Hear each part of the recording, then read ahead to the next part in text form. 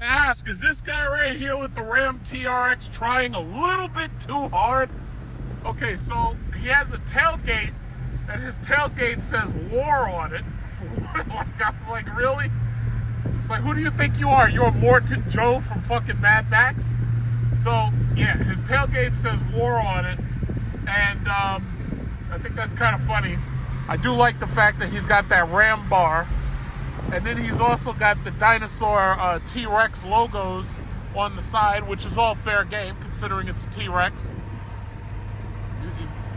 And then he's got that plastic license plate cover, which is most likely going to get him ticketed by the police or pulled over by the state troopers.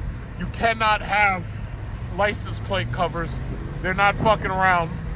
In fact, I don't even think that truck's supposed to be on these roads because of its size and weight. But most of these cops don't know the law that well, so they probably won't come after him unless he does something wrong.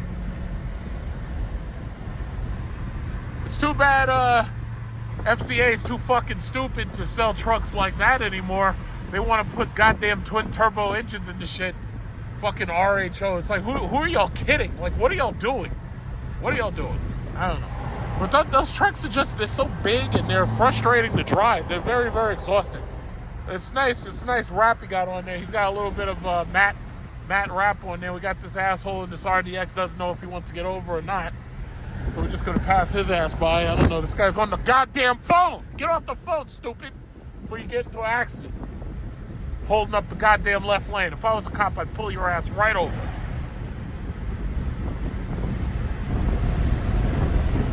I don't know what it is with these goddamn people.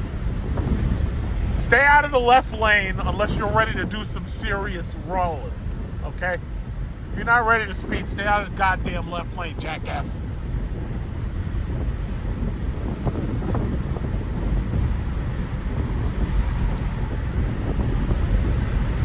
It rained heavily yesterday, but we have a nice day today. It looks like a nice day. I don't think there's going to be rain today. And we have a high of 72, so it's going to be nice out here. So far, so good. So far, so good. You know, I find it really interesting that here we are, we're in midsummer. And, you know, I'm looking at these YouTubers, and the YouTubers are still talking about this Dodge Charger 6-pack, right? And if you go on the Dodge website, you can't even option out the car, and you can't do a build and price. And I'm like, why are they making, like, so many missteps over there at Dodge? It's like, if you announce a product, you should be prepared to people are going to go to your website and they're going to try to build it and they're going to try to price it and see how much it's going to cost. So my question is that intentional? Is it because they haven't put up the site yet, or the site just hasn't gone live? Or are they doing it because they don't want these content creators scoffing at the price, just like they did to the Dodge Charger EV? And, you know, it's funny, I had made a video, or actually I made a couple of videos, because most of the YouTube content creators that talk about Dodge products did. And I was basically comparing the Dodge Charger EV to this car right here. And I was basically thinking, I was like, yo, wait a minute. This car is 6,000 pounds. And this car has, 500 horsepower, right? And that's a dual motor 500 horsepower car. So what Cadillac did was, instead of giving you everything at once, they basically tried to nickel and dime you their way. So what they said is, oh, you know what we'll do? We'll release it as the Lyriq V, and we'll give it 650 horsepower or whatever, 150 more horsepower. So it'll definitely be faster. The 0 to 30 will be improved. And they did that with the V series, but they didn't do that with this one, right? So they launched the product basically nerfed. And then they go back to the drawing board and they're like, yeah, well, you know, we'll change the wheels, we'll put a badge on it, and then we'll give it more power that it should have had in the first place. And we'll call that the V series. Then we'll charge $10,000 more for it. Now, what Dodge has done, and I should also add Jeep to that, they put the, what is it called? I'm going to let the car drive itself. I don't have to. So anyway, they put the Jeep Wagoneer S out, and they put the Dodge Charger EV Scat Pack out. And both of those have somewhere between like 630 and 650 horsepower, basically. And unfortunately, oh man, that thing looks beat up, goddamn. But unfortunately, yeah, that whole car basically looks like it's been redone. So anyway, they put that car out, and basically nobody wanted to buy it, because ultimately they don't, in many cases, have access to electric vehicle chargers, or they're not willing to be patient enough to go and actually deal with a vehicle charger. See, I have the patience because for me it was free. I got 2 years of charging credits free, so that saves me about close to $6,000 over 2 years, which is nothing to scoff at, because you try to get every benefit that you can. And with these Dodge Charger EVs, their problem is they're going to have a harder time selling, because Trump claims that he's getting rid of the EV tax credit. So now that's $7,500 more that the dealers will basically have to lose in order to sell these things, because if you can't get the tax credit, the dealers are going to end up having to make up for that by offering instant cash, or they're going to have to offer their own incentives. God damn, Keisha, that car looks horrible. I hope you're taking that right now to the paint shop. In fact, if you want, I'll escort you there, because it just hurts to see that car in that condition. My God, for Virginia. Oh my God, it must be rough down in Virginia. So, in any event, as far as the cars go, yeah, they got clobbered. People were making fun of the car before it even came out. And then when it came out, even though there was some excitement to actually see the thing physically actually come out, because by the way, the thing was late, and then it turned out to be a complete disaster as far as reliability, because they were having so many problems with the 12-volt system.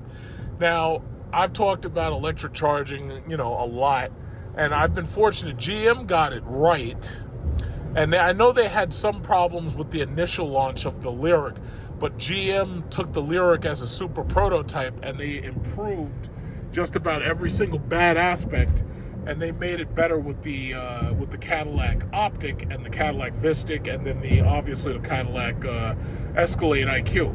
So, basically this car is like a super prototype. And I would say that even though this car is a finished product, the Optic, the Lyric V, and all of the newer cars, those are like really the production level. And those are the new and improved versions. But Dodge waited too long. They released late.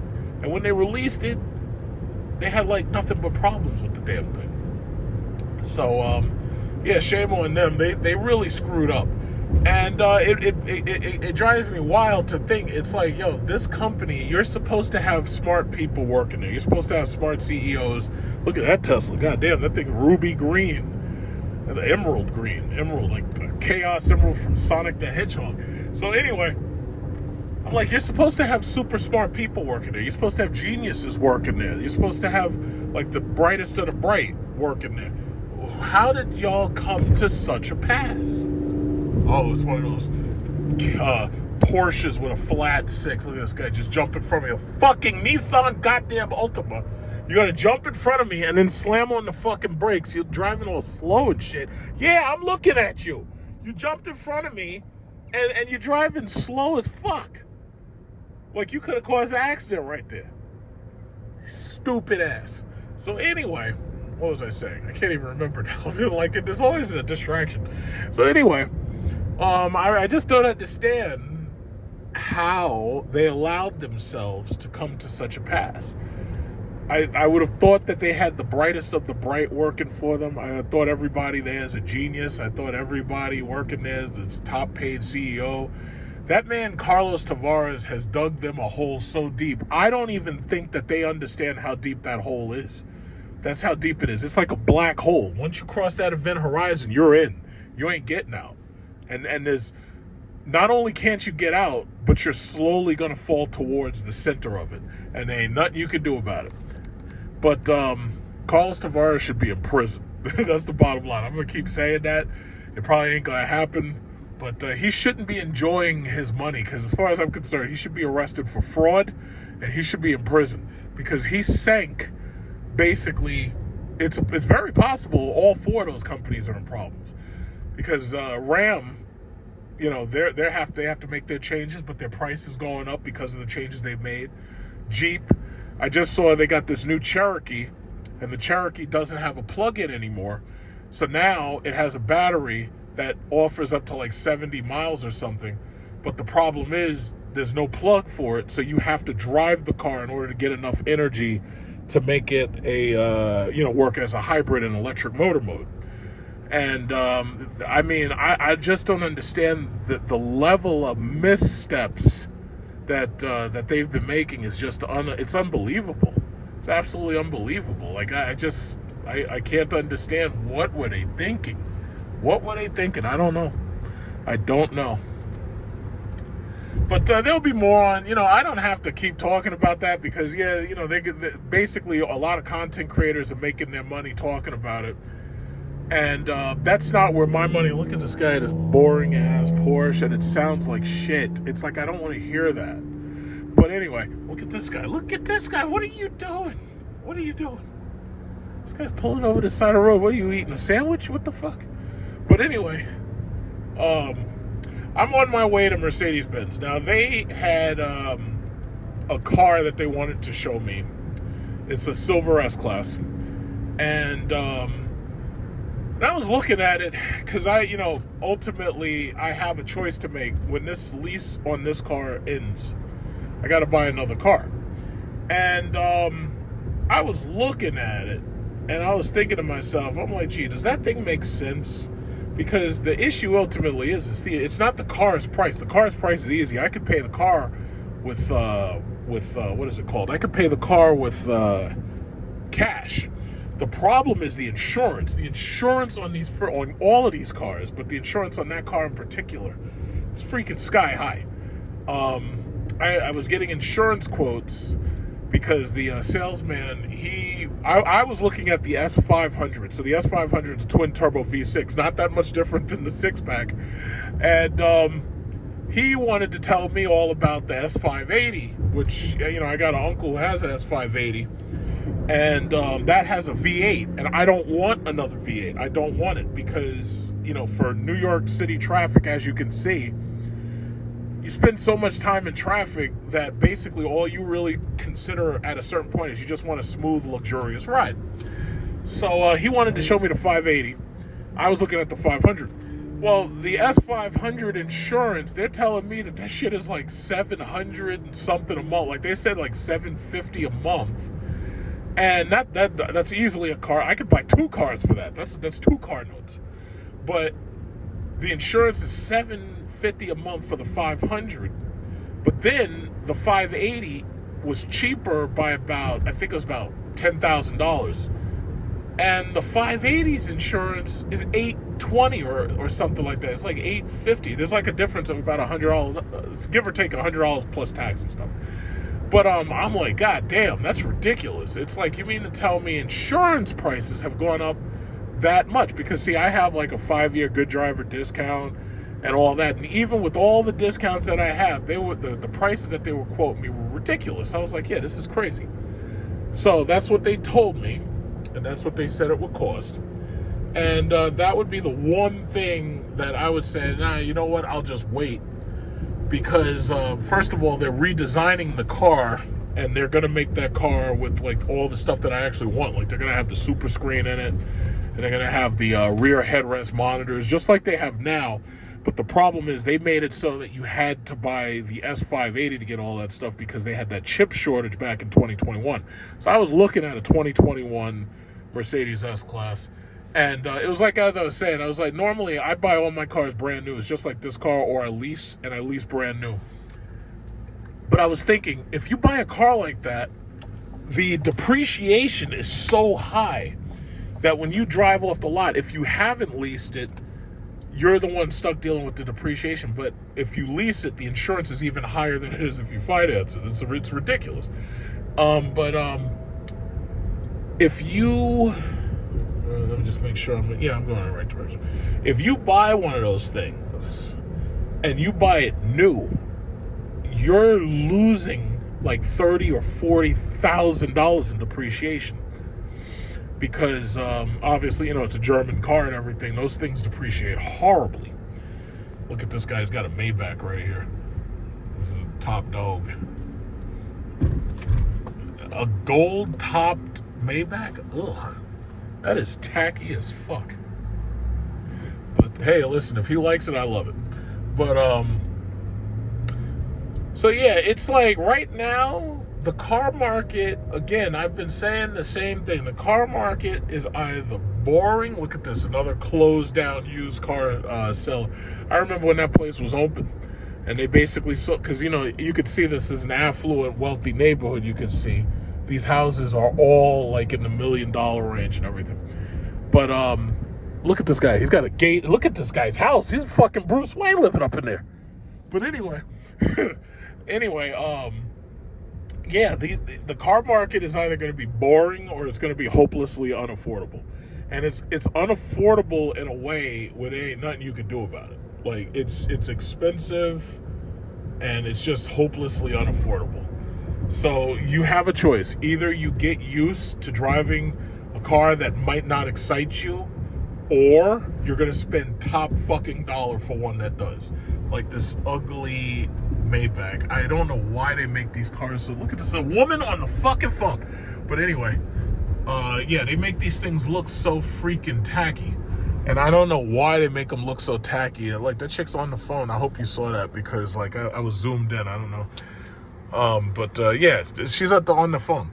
But anyway, hopelessly unaffordable or boring. Take your pick, because that's all you're going to get out of this market. And it's funny, one of my siblings just bought a new car. And the car they had before this car was a hybrid. It was a Ford Fusion hybrid, right? So that means that it had an electric battery, it had electric motors, and it was able to pull off of the line a lot quicker than a regular car would, because of the fact that it had those electric motors. So we went and got this other car. We got one of these Ford Escapes, and it had like just no hybrid technology. It was just like 1.6 liter, whatever the engine is. It's an EcoBoost engine. It was the regular EcoBoost engine. So I get a call, and she's like, "Oh, I don't like the way it drives. There's something wrong with it." I'm like, "What do you mean there's something wrong with it? It's a brand new car." So long story short, she took it. I told her to take it back and have them check it out. So they took it, they checked it out, and I believe they did a wheel balance on it. Who the fuck? Oh, that's somebody else blowing at somebody else. But anyway, they took it, they did a wheel balance on this thing, and when they did the wheel balance on the thing, there was no problem. And I was like, okay, they're saying that they're not finding a problem. Capital One. Okay, so I think I'm too far down. I got to go back. Yeah, I got to go back the opposite direction, middle neck. Okay, so yeah, they took it. They did a test drive and everything, and they did the wheel balancing and everything. And they basically said, yeah, there's nothing wrong with it. And I was like, oh, okay, there's nothing wrong with it. So, you know, she went on her way, and I didn't hear from her. And then I hear from her again, and she's up there like, nah, there's something wrong with the car. There's something. Oh, yeah, I know exactly where I am. That's Rivian. Okay. She's like, yeah, there's something wrong with the car. And I'm like, okay, you know what I'll do? I'll drive it. So I drive the car, and the car was driving, in my opinion, it was driving perfectly. Like, it was driving exactly how I expect one of those cars to drive. But in her mind, it just didn't feel right. And the reason why is it's kind of like the same thing from if you've driven gas cars all your life, and then all of a sudden you drive an electric vehicle like a Tesla. All of a sudden, the things that you notice, oh, I don't hear an engine. The car is so super smooth. I don't feel vibration. And it's funny because a lot of people have complained in electric vehicles, and they've complained about motion sickness. Drivers don't complain about it, but the passengers do. And the reason why, they've done some studies on it, and it turns out that the human brain is wired in a way where it associates certain things with movement. So like if you're in a vehicle and you can't see outside of the vehicle, you can feel the vehicle moving, but you can't see outside of it, you get motion sick. Or let's say you're in a vehicle and you can see outside, but you don't hear anything. Motion sickness can set in. It's psychological. It's basically psychological. And we're headed to a point where a whole lot of people are going to have to just deal with that. Like, the cars are not going to be what they used to be. And you're just going to have to get used to it. And I know a lot of people, they think, oh yeah, well, I'll just hold on to my old car and I'll just drive this old car into the ground and everything. Yeah, that might work for a while, but you also have to remember, driving is not a right, driving's a privilege. If the states want to ban or prohibit certain vehicles, they absolutely can, and there's basically nothing you can do about it. And that's already basically happening on the light end, because they've got noise ordinances, they've got registration that says you got to show us your emissions and everything, and they're cracking down on a lot of that stuff. And the bottom line is, you ain't got much of a choice. You're going to have to comply, because non-compliance means you're going to be sitting on a fucking bus or a train. And a lot of people, oh yeah, well, I'll just take the bus, I'll take the train. Yeah, let's see you try that shit when they've got all these mentally ill motherfuckers taking the bus and the train. Look at all these houses. These houses are rich houses, and they're waiting to slide off of these mountains. Yeah, so anyway, I'm going to go in here. I'm going to take a look at this thing. I ain't going to be... In fact, I think I'll park over there, because I really don't want to park right here. But, yeah.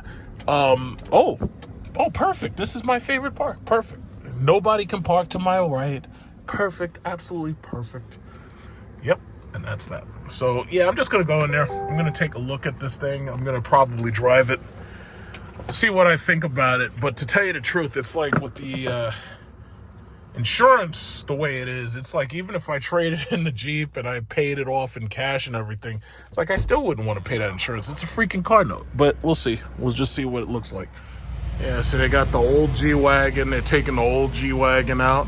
But the old G-Wagon, I've heard that those are actually better than the new G-Wagon. I've heard it's easier to repair them. I've heard the older ones are actually a lot better. I'm not a G-Wagon fan. I could care less. Yeah, so...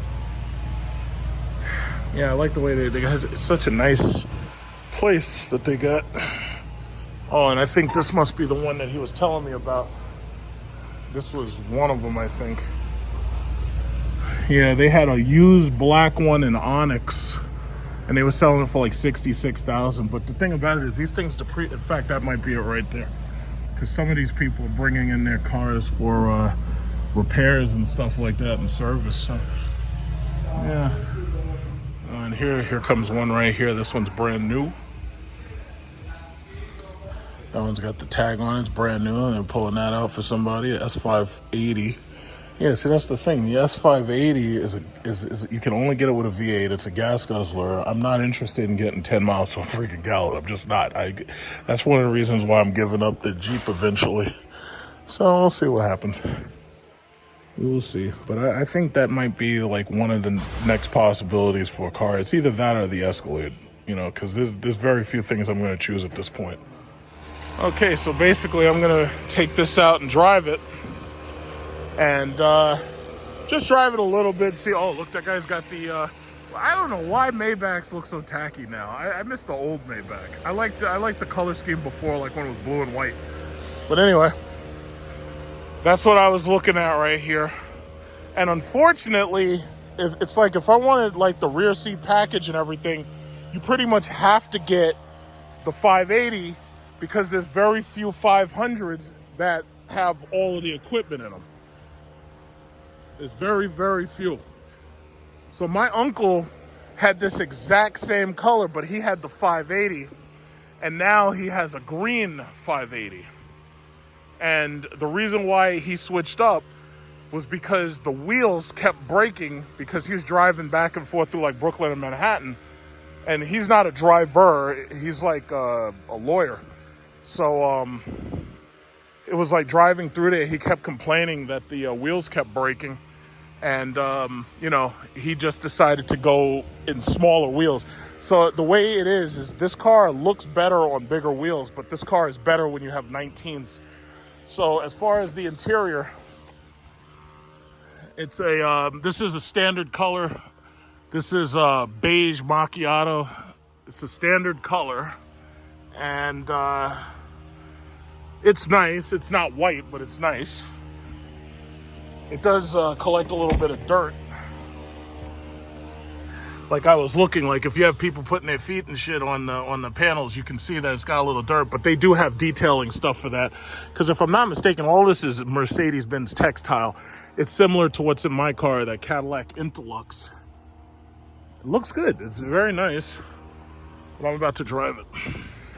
Yeah, so I just drove it. Obviously, I wasn't going to drive with the phone in my hand, but I just drove it. Smooth ride, as you expect. I mean, it's a super smooth ride. The thing basically has an air suspension in it. So basically, it doesn't just drive, it kind of like wafts on the road. Like you kind of feel it like wafting. Like that's the word they use, because basically it has a very floaty ride. Let me get some, this cappuccino right here. I was impressed with it. I'll probably see it on the way out, in fact. Yeah, so this, making this cappuccino right here. I should have tried a latte macchiato. I'll get that some other time. I got my little cappuccino right here. Got to stir that up. But yeah, I was actually... The car basically drove exactly as I expected. I mean, the S500 and the S560 that we had were really not that radically different. But yeah, it's very impressive. I can understand the reason why those things depreciate so fast. It's because there's so much stuff in them you need to fix if something goes wrong. So, get that on there. Yeah, so... Yeah, really great dealer here. You know, we initially went to Manhattan to get that GLE, and oh, this is an E-Class 450. Yeah, we had initially gone to Manhattan to get the GLE, and we got 2 GLEs from there, and the S-Classes we had gotten from, what was it called, Rockville Center. But yeah, pretty much. Oh, the guy moved it. There's another one there. I don't know whose that is. It's a nice one. Yeah, but that's that. So I drove it. I like it. I like it. It's, you know, I just gotta see if I could shop around. Maybe consider getting a little bit better insurance, because the insurance, man, that I was quoted was freaking high. Oh, look at that one right there. That's nice. Notice that there's so many of those just sitting around waiting for service. That's really interesting.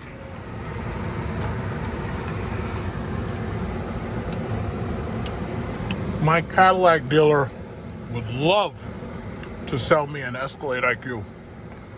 In fact, he was asking me, he was like, hey, this Lyric V, how about you buy this? I was like, wait a minute. I don't want to buy that. That's basically the same shit I already got. Yeah, it might be a little bit faster, but I'm like, yo, I'm not gonna spend a fortune buying another loan, getting none of the benefits, none of the discounts that I got on this car, just to flex. You know, ultimately, I think that exact same problem is going to affect a lot of people who Dodge wants to try to attract to buy these 6-packs. I think a lot of them are gonna be like, you know what? My Hellcat's good enough. Why should I get another car when I could just keep my Hellcat or keep my Scat Pack or whatever it is? Look at this guy. This guy just happens to be in the worst possible place. All right, let me yell at him. Excuse me, sir. I'm sorry. Can it? Yeah, you don't. Thank you.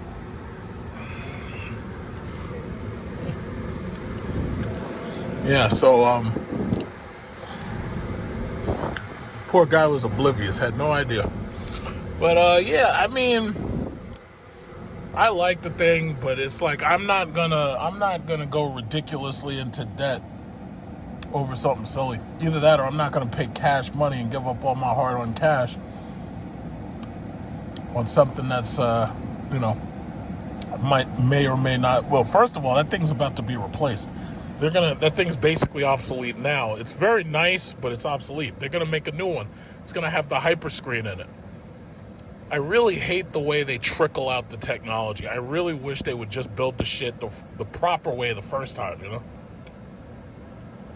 But then again, some people you know, they'll say I complain about everything. It's just, I just want them to do it right. It's like, is that too much to ask? Do it right.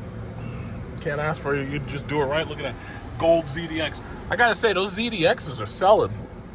And it's not hard to understand why.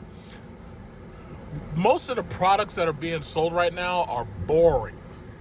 And the issue is, people want something new. And right now, new is electric. There's nothing new that's gas. Everything is either electric or plug-in hybrid. That's new. So when you got people who want something new, but there's very few options as to getting something new, or you have to compromise and get something you don't want in order to be new, then that's just where you are. And there's nothing you can do about it. So we got a Lucid Air right there. And a lot of the people who are leaving Mercedes, leaving BMW, they're buying these Lucids. Like, you see this guy? This is not a young guy. This is an old guy. You see this guy, he's white, he's got silver hair. You know, and they're leaving the Germans, and they're afraid of that. And what they're doing is they're trying to make their electric cars more and more compelling and more exciting. Like, I look at that S-Class, it's like, man, how much longer will it be until they make this where it's an electric plug-in? Because if they made that car as an electric plug-in and not that ugly-ass EQS, I would be so excited to buy into that. You know, but here we go. Here we go. Jeep East Hills. Here we go. Here we go. What they got? They got that Wagoneer S sitting there. They got those Dodge Charger EVs sitting on the floor, sitting there. And then the rest is just Jeeps and a couple of Ram trucks. It's like, man, I have never seen a company go down that quick. It's just painful to watch. It's very painful.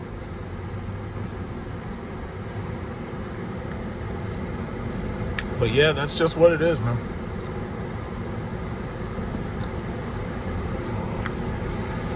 Yeah, very, very, very interesting. But that's just where we are. You have a choice. Either your car is going to be boring or hopelessly unaffordable. So you see this lady with this GLC? My cousin got the same car. It's like a Me Too car. It's just Me Too. I just passed that white S-Class. It had an E-Performance badge. So that was an E-Performance. That was nice. Hopelessly unaffordable or boring. Which one are you going to pick? What's it going to be?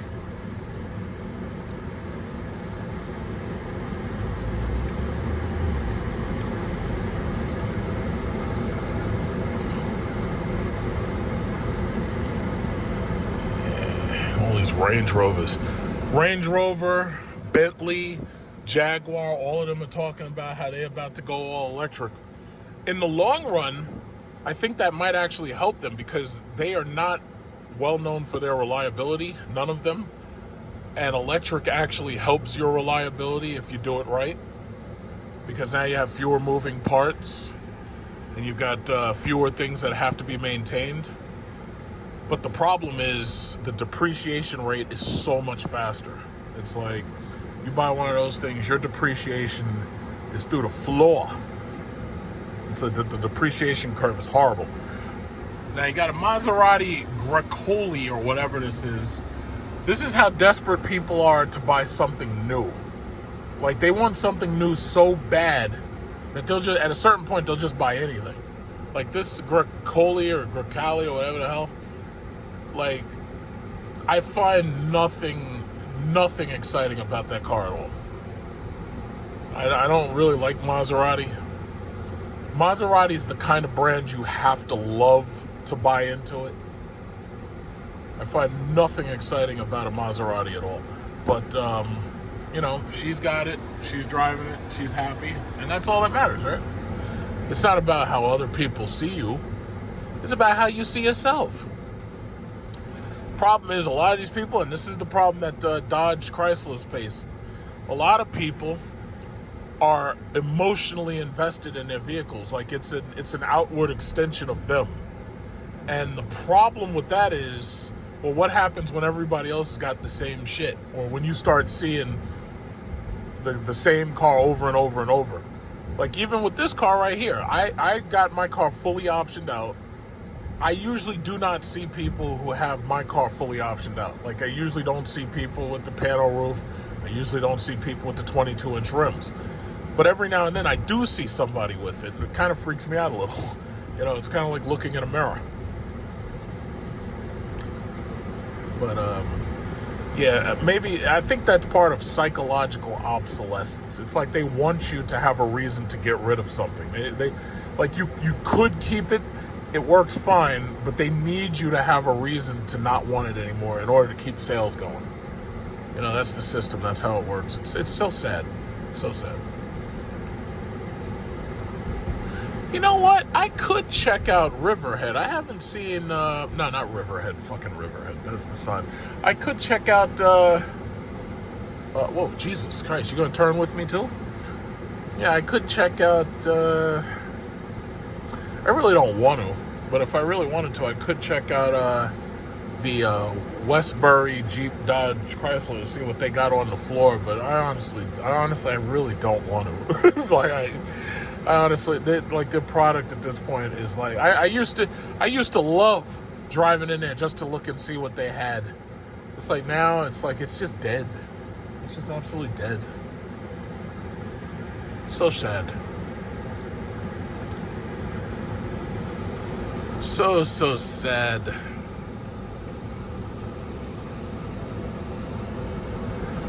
So I bought my ticket. I'm going to the air show tomorrow, but you're not going to hear about it until after I'm already there. So I'll be video recording the air show. I'll make a couple of good clips. I'm going there to see that F-22 Raptor. Find out where my taxpayer money has disappeared to. I don't think they're only supposed to have the F-22. They're not supposed to have the F-35. But I already bought the ticket, so I have to go there. Gotta get the supposedly that shit. I gotta be there at 9 o'clock in the morning, so that means I'll wake up early, as usual, and I'll get right on the road and get up there. It's not that far. It's about 100 miles from New York City. It's not too far. It's like driving to Pennsylvania. Hopefully the traffic's not that bad. Hopefully.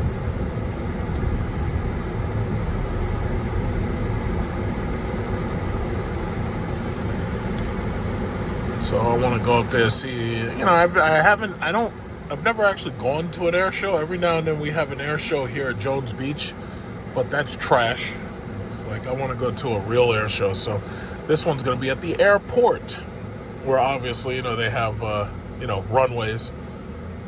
You know, they can take off and everything. Land. That's the important part. Hopefully none of those planes crash into the stands or anything, because that happens every now and then, you know. It's terrifying. Should be fun. It should be it's going to be basically a road trip. Basically, it's going to be a nice little road trip. We'll see what it looks like. I got in an argument with some asshole online trying to argue that Tesla sales are doing great just because the Tesla's dealership or gallery, whatever you want to call it, nearest him is, they seem to be moving. Now, you got to understand, I love Tesla's cars. I'm disappointed with Elon Musk and the racist, anti-Semitic, anti-Afrikaner shit. Got a Ram TRX right here. This guy's got the Ram TRX. Love the Ram TRX. He got the Ram bar on it. Yeah, that's what I'm talking about. I like that car. I like that thing. But anyway, Tesla is selling, but all of those cars are going to the there's a lot. Most of these malls where Tesla operates, they keep all of their cars like right there. And basically, if you buy one of their cars, all they do is they bring it, they clean it up, and then they just hand it to you, because they don't have a dealer model. They have like a gallery model where they show you the stuff, but they're not allowed to talk pricing. And I love Tesla. I own stock in Tesla. Tesla has made me a lot of money. The second house I bought, I was able to buy it because of the Tesla stock. And that was before Elon went crazy. But bottom line is, it's like, no, Tesla sales are down. And they're down because there's so many other options, for one. And they're also down because a lot of people have boycotted Elon Musk, specifically in Europe. See, it's not a good idea throwing up Hitler salutes and shit, especially when you're dealing with Europeans. See, Americans are dumb as shit, and they don't teach history here anymore. But they teach history still in Europe. So guess what? If you're going to do shit that's stupid, like throwing up Hitler salutes and saying stuff about DEI and championing far-right racism, well, basically, you're going to have to expect to have boycotts. Perfect example, Cracker Barrel. They decide that they're going to change their logo. So they got a woman, a CEO, I think. So they changed the logo, and then all of a sudden, they suddenly see a huge drop in their stock price. Now, if their stock is worth a damn, it'll come right back. Because we've seen this before. We've seen things like boycotts of Nike and shit. And we've seen things like this before. And usually the stock comes roaring back because people sell and they take their profits. But the problem is you also have an equal number of people who wanted to buy what was just sold. So they buy right back in. So, I don't own stock in Cracker Barrel. Cracker Barrel does not pay a dividend, so I'm not interested in it at all.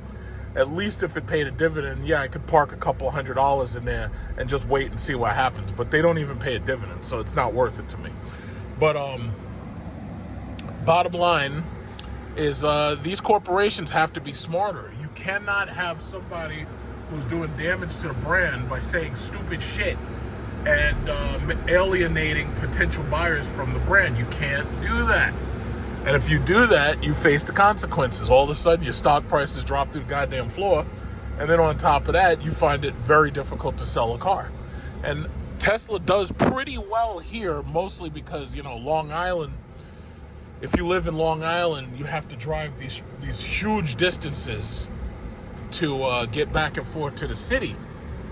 But long story short, it's like it doesn't have to be that way. It's like Elon needs to step aside or something, and they need to have a new CEO with a fresh face, and that person needs to be the new CEO, because there's no reason for Tesla to have to suffer such tremendous drops in sales because people are angry at their practices. Well, not just their practices, but the CEO, the practices, and a lot of the shit that he's saying. Now, I'm just going to take a peek.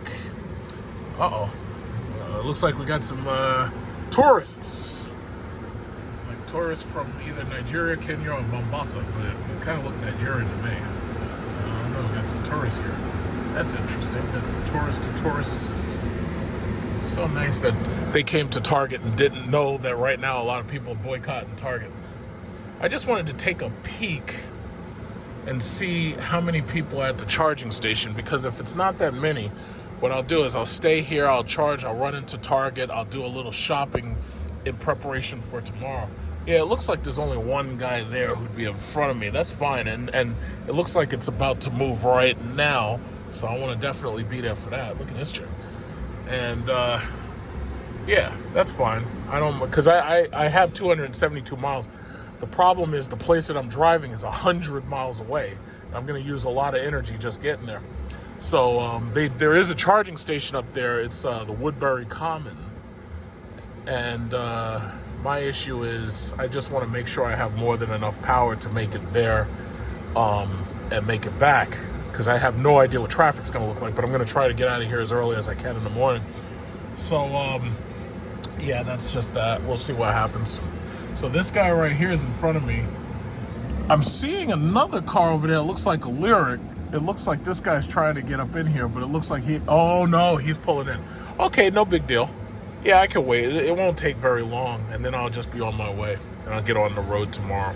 So it's not going to be a big problem. Somebody just pulled up with a Cadillac Optic right now, and he's pulling right behind me. So he got his the Optic. I really was impressed.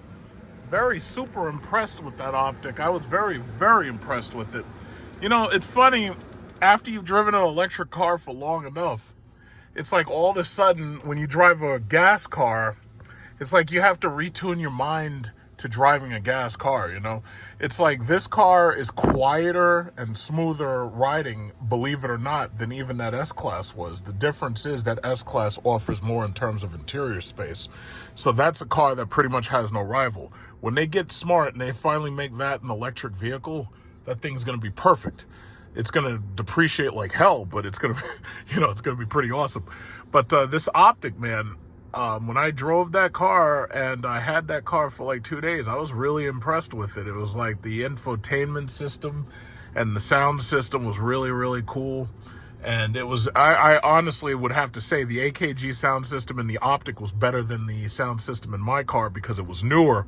And they had basically took what they learned from the Lyric and they redesigned it as the optic. So that's why when I say that this car is like a super prototype, that's what I'm talking about. This car is basically a super prototype.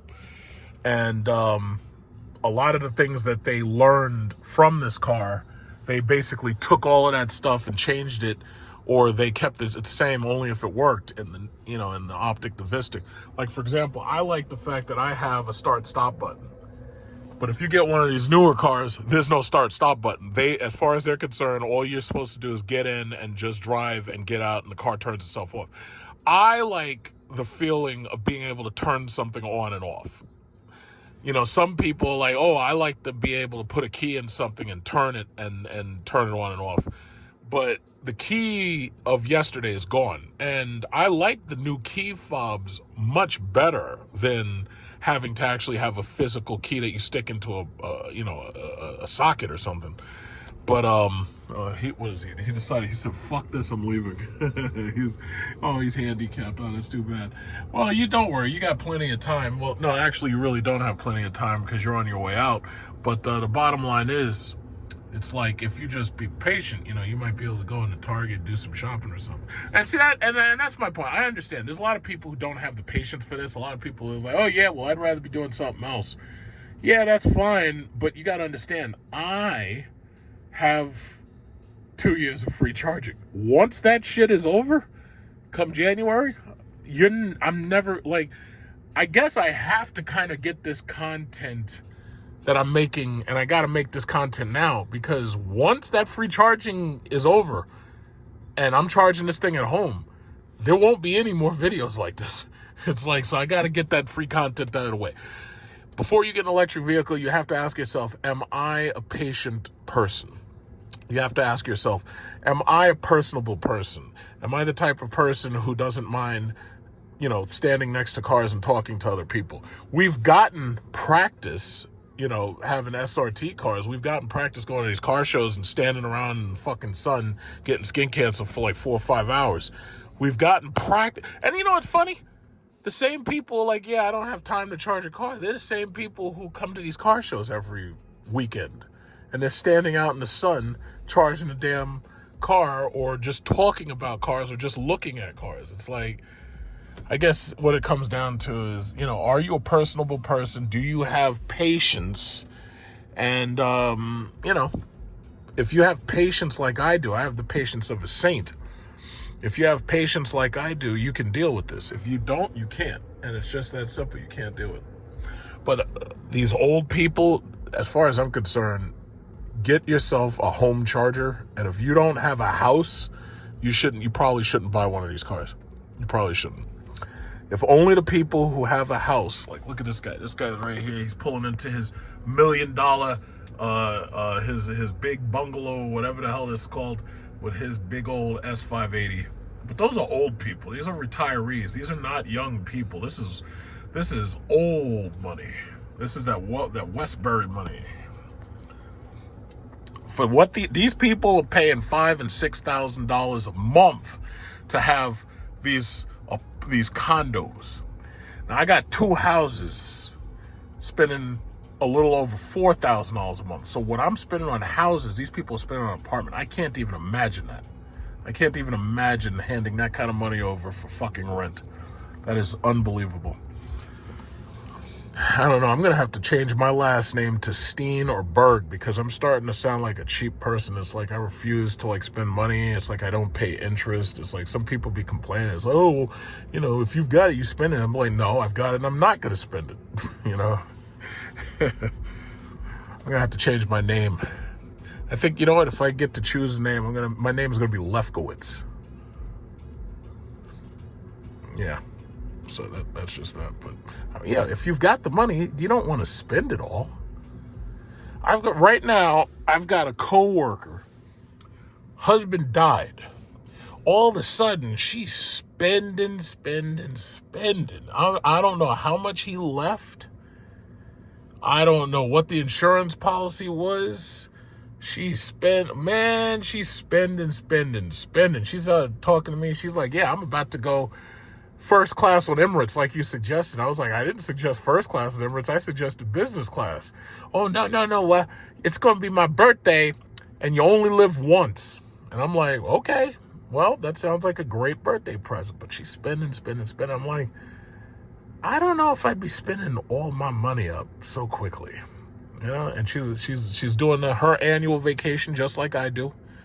But I've talked to you about credit, I've talked to you about finance and vacations and not paying interest and everything. But I have people in my life and they spend money and they just spend. Like, it's almost like they spend as much as they can spend. You know, it's just crazy. It's like, my thing is, no, I don't want to pay any interest.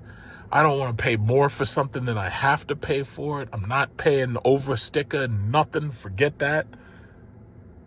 And that's just it. I just can't see. I can't see how people like just burn money. I just can't see it. I cannot see it. So again, this type of vehicle, this takes a special type of person. You have to have a level of patience, and you have to have, you have to be a certain personality.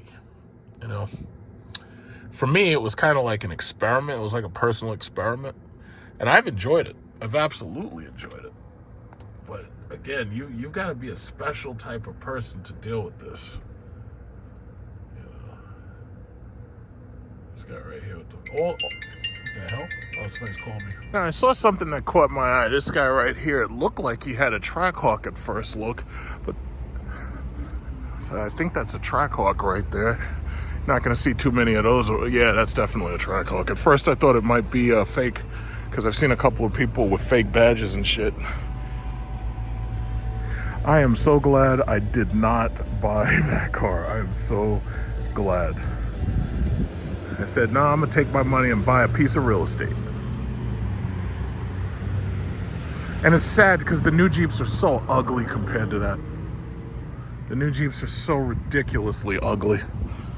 It's like whoever is like running Stellantis, all of them need to be fired and possibly in prison. All of them. Carlos Tavares specifically, he needs to be in prison. All these fucking Toyota BZ4Xs.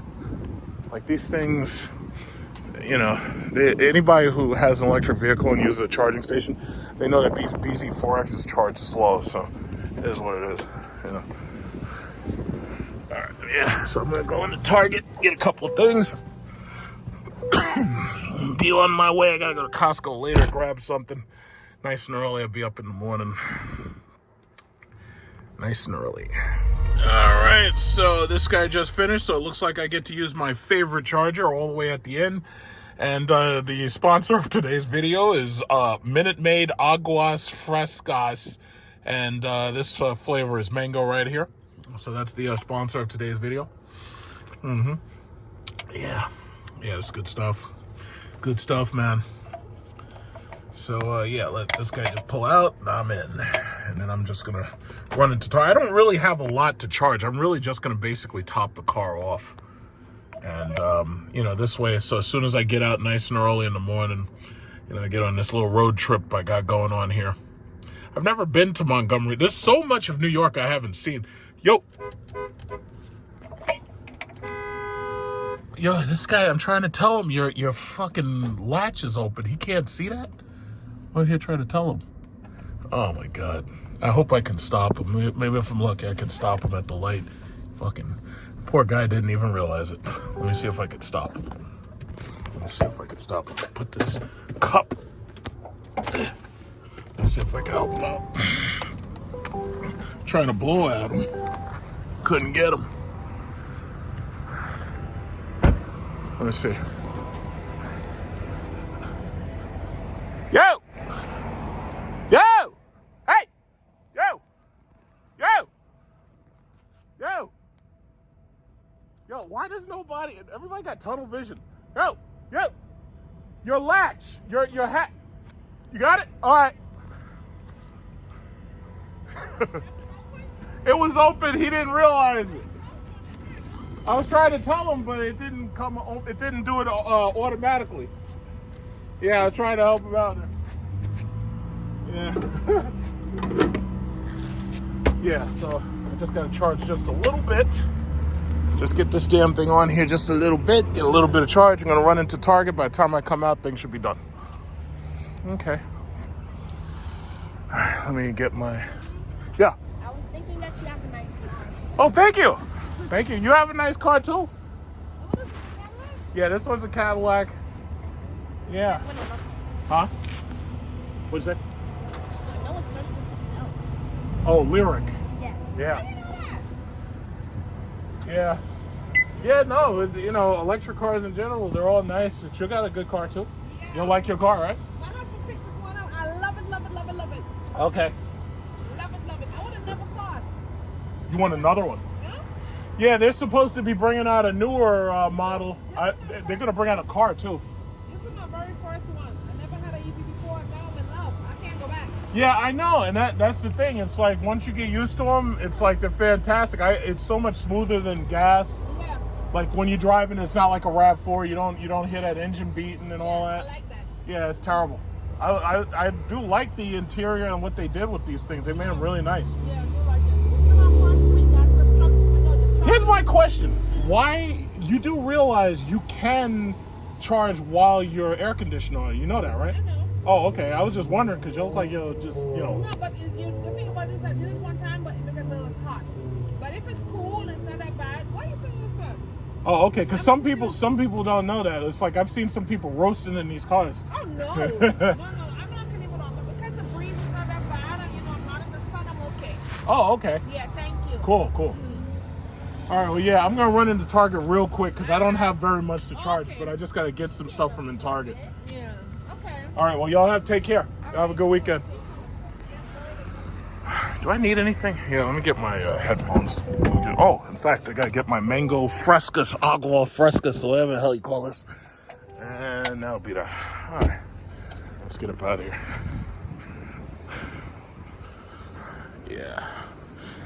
You know, I was talking to this guy, I was making comments to Lucky Lopez, and I was saying, you know, it's a missed opportunity when you're at these charging stations. Somebody could make a lot of money with car detailing. So you imagine you had a van, because you know me, I'm always trying to figure out ways to make money. I just want more. But anyway, if you had a van, or let's say you had an electric car, let's say you had an electric truck or electric van that has a 110 volt inverter. And let's say that you had your detailing service running out of the back of your van. You could go to the charging stations and you could clean people's cars for money. Taxi drivers specifically, you could vacuum their car out. You might even be able to wash and wax their car if you have like a portable power sprayer, or if you had like portable cleaning stuff. Like, you know it better than me because I don't know jack shit about detailing. I'll be perfectly honest. I don't know nothing about it. But what I'm saying is, it's a missed opportunity that you could be detailing cars at Tesla charging stations, at EVgo, at Electrify America. Like, it's a missed opportunity. You know, push the button that says hazard. Oh my God. What kind of car is it? A Honda Santa Fe Gray. Oh, there's only probably 10 of those. Oh, okay. Is that it? No. All right, good luck. If I see it, I'll give you a shout. It's like just as she started talking, I got a phone call. I got to call somebody back.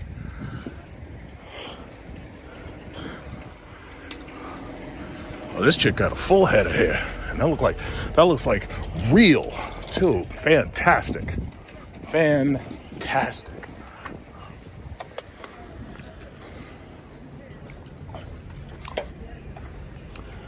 Anybody see a Honda Santa Fe in gray? Because I don't. You still didn't find it? Wait, is this it? Hyundai Santa Fe, yeah, and it's got a flower.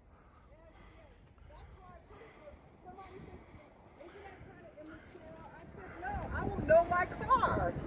And this doesn't make a sound when you hit hazard? No, somebody gave me this car and Oh, okay. So there might have been. even like the mushroom and everything. I said nobody don't have that. Wow. All right, well, you have a nice weekend. All right.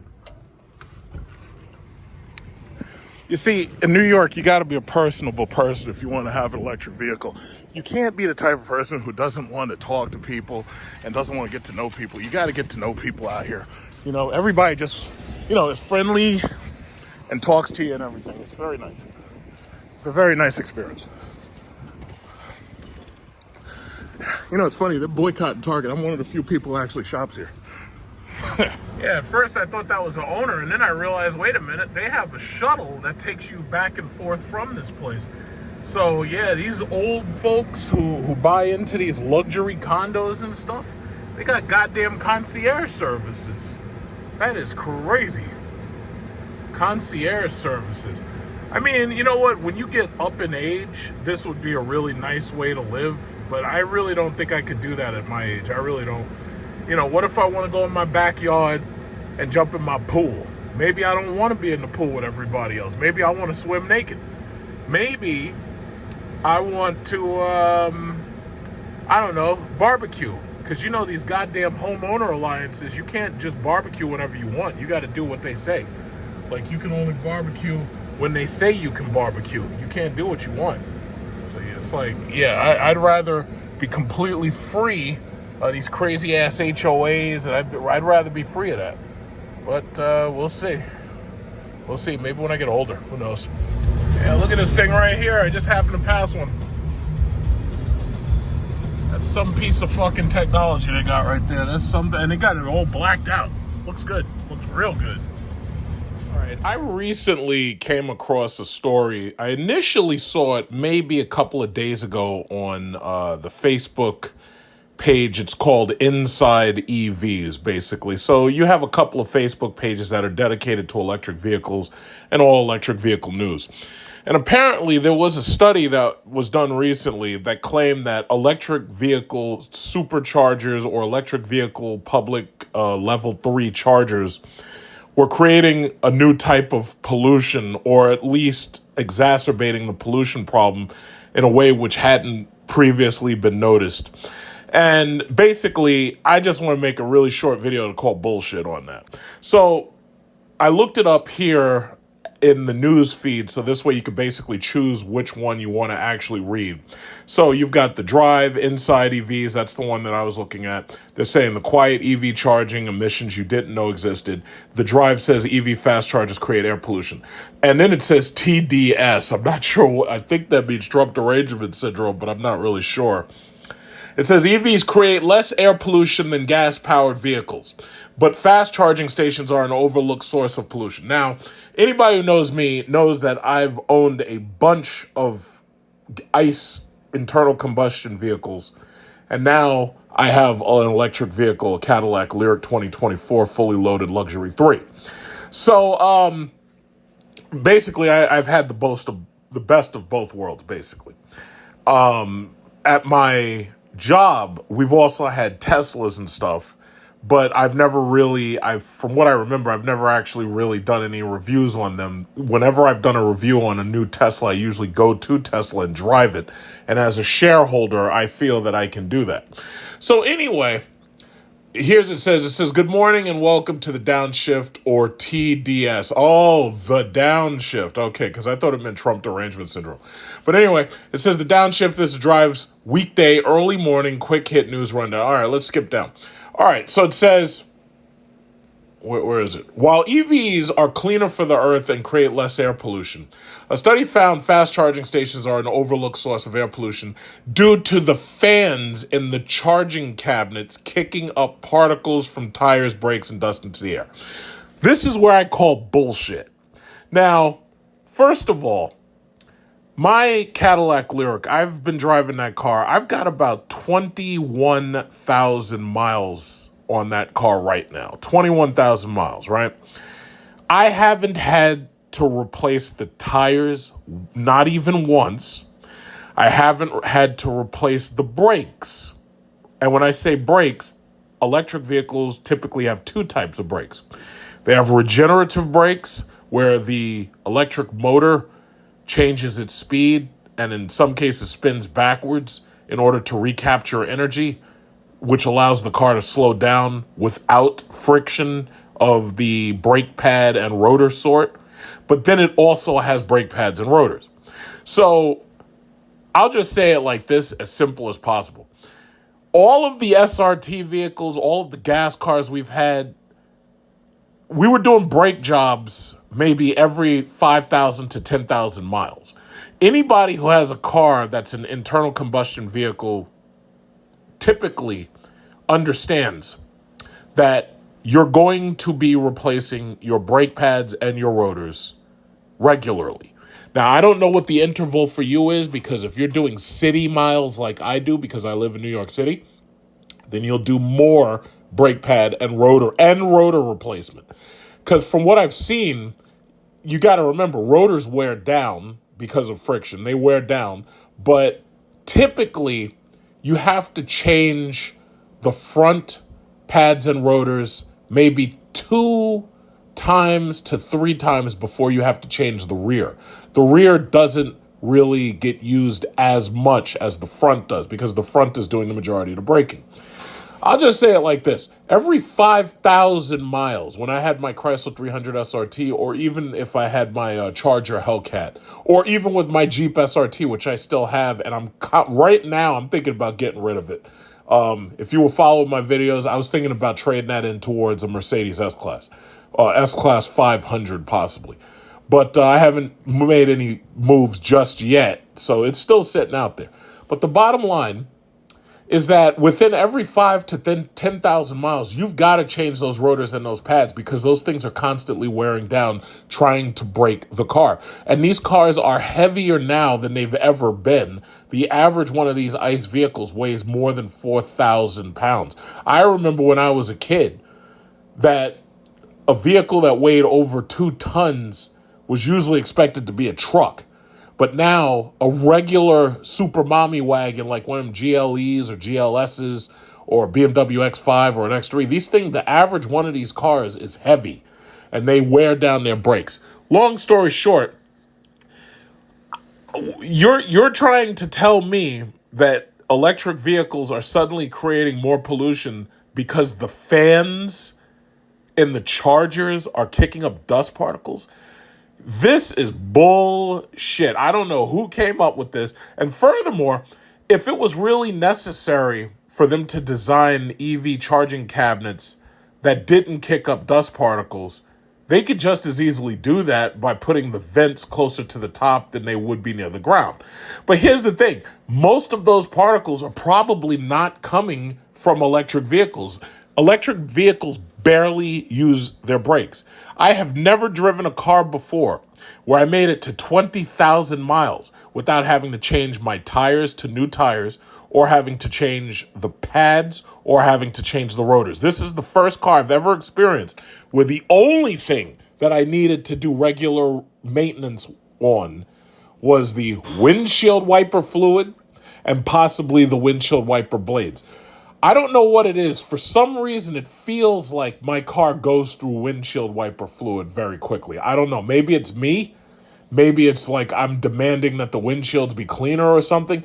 But the bottom line is, the only thing that I've had to constantly replace is windshield wiper fluid. And I think maybe I need to get new wiper blades, but that's it. My tires have gone for 20,000 miles, and I've heard from other owners that I should be able to expect 30,000 miles out of those tires before I replace them. Now, these EV tires are heavy-duty, heavy-load tires, so the average one of these tires is about $400. But that's not really that different than these ICE vehicles, because if you buy just about any one of these Hellcats, a Hemi, if you buy a Mercedes, if you buy anything, a BMW, you can pretty much expect your tires are going to be between $400 and $450 because you're talking about Pirelli P0s, or you're talking about, I don't know, Michelin this. And my tires are Michelin, and I have to say, driving my EV, that car may be heavy, but that is one of the most solid driving cars that I've ever driven in the rain. And I've driven it on ice a couple of times. That car is solid on ice and it's solid on rain. Maybe it's because of the tires and the grooving and whatnot. Bottom line is, I wouldn't mind replacing those tires with the exact same type of tires, even if I knew that the tire replacement was going to cost me $2,000. I've saved a lot of money not having to do brake replacements. My Chrysler 300 was constantly needing brakes and tires replaced. And the problem is, when you have a very high performance car and it's a rear wheel drive car, those cars literally are grinding the rear tires into dust. If you have a front wheel drive car and it has a lot of power, which is usually something you only see in an all wheel drive vehicle that uses the front and the back, your tires wear typically unevenly. That's one of the issues I had with my Jeep SRT. Because of the camber on those tires, you would get these weird wear patterns, and it was exacerbated if you didn't constantly make sure that you had wheel balancing and steering wheel alignment. And they purposefully altered the camber on it to make it more stable when going around turns. But the thing about it is, what it did lead to was odd wear patterns. So the bottom line, long story short, because I don't need to talk about this forever, some of the people who don't really like electric vehicles are using this as an opportunity to attack electric vehicles. Bottom line is, whether you like them or not, they are the future. The manufacturers have already realized that electric vehicles have fewer parts, which means that they pretty much are going to have less sophisticated supply chains. They understand that electric vehicles require less repair, and that's because most of an electric vehicle's repairs are software related rather than hardware related. If something goes wrong on my car, like if the front motor, the electric motor, the front electric motor or the rear electric motor, because my car is dual motor. If something goes wrong, all they need to do is pull that motor out, unplug it, and just put another one in and plug it back up. It ain't that easy with gas cars. A lot of y'all probably got check engine lights on right now, and it might be something as simple as an oxygen sensor. My car doesn't have oxygen sensors. It doesn't need them because there's no internal combustion going on. So, my thing is, when you look at the bigger picture, first of all, the manufacturers have already decided that this is what it is, whether you like it or not. I saw one of those Lamborghini Revueltos the other day, and I was really disappointed with it. I was disappointed with it because even at the height of performance and a very expensive performance car, that thing was quiet. And it was literally designed so that it would have an EV mode. And the EV mode was designed so that you could drive it in and out of your community without bothering anybody. That's not how that car's supposed to be. That car, every fucking time you turn that car on, it's supposed to be loud. It's supposed to be an event. Every time you turn that car on, people are supposed to gather around and wait for you to turn that shit on. It's supposed to be like, it's supposed to do that. It ain't supposed to, you turn this shit on, it's like bing, bing, bing. That's not the fucking way it's supposed to be. So understanding that, I've basically postulated that the future of these cars is either going to be hopelessly unaffordable or it's going to be extremely boring. Now, whether you like it or not, electric vehicles are the future. What is funny, I was just watching Rich Rebuilds, and he was talking about having to get repairs done on the Fisker Karma. One of my neighbors actually has a Fisker Karma, but I barely ever see him drive it. And the thing about it is that car was trash when it came out. Europeans do not understand the American car market. Early on, Tesla made the decision. They said, we're going to go full electric vehicle. And people are going to complain.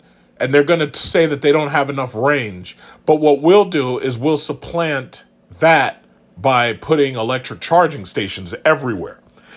Now, you fast forward to 2025, Fisker is bankrupt and defunct because they decided that they were going to try to build cars as series hybrids.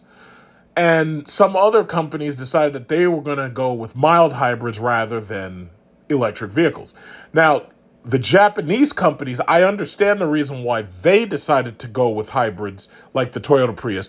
It's because in Japan, it's very difficult, first of all, to charge a car, and there's damn near no place to park a car. If you go on the streets of Tokyo, parking is bumper to bumper. You can't park there. It's very difficult.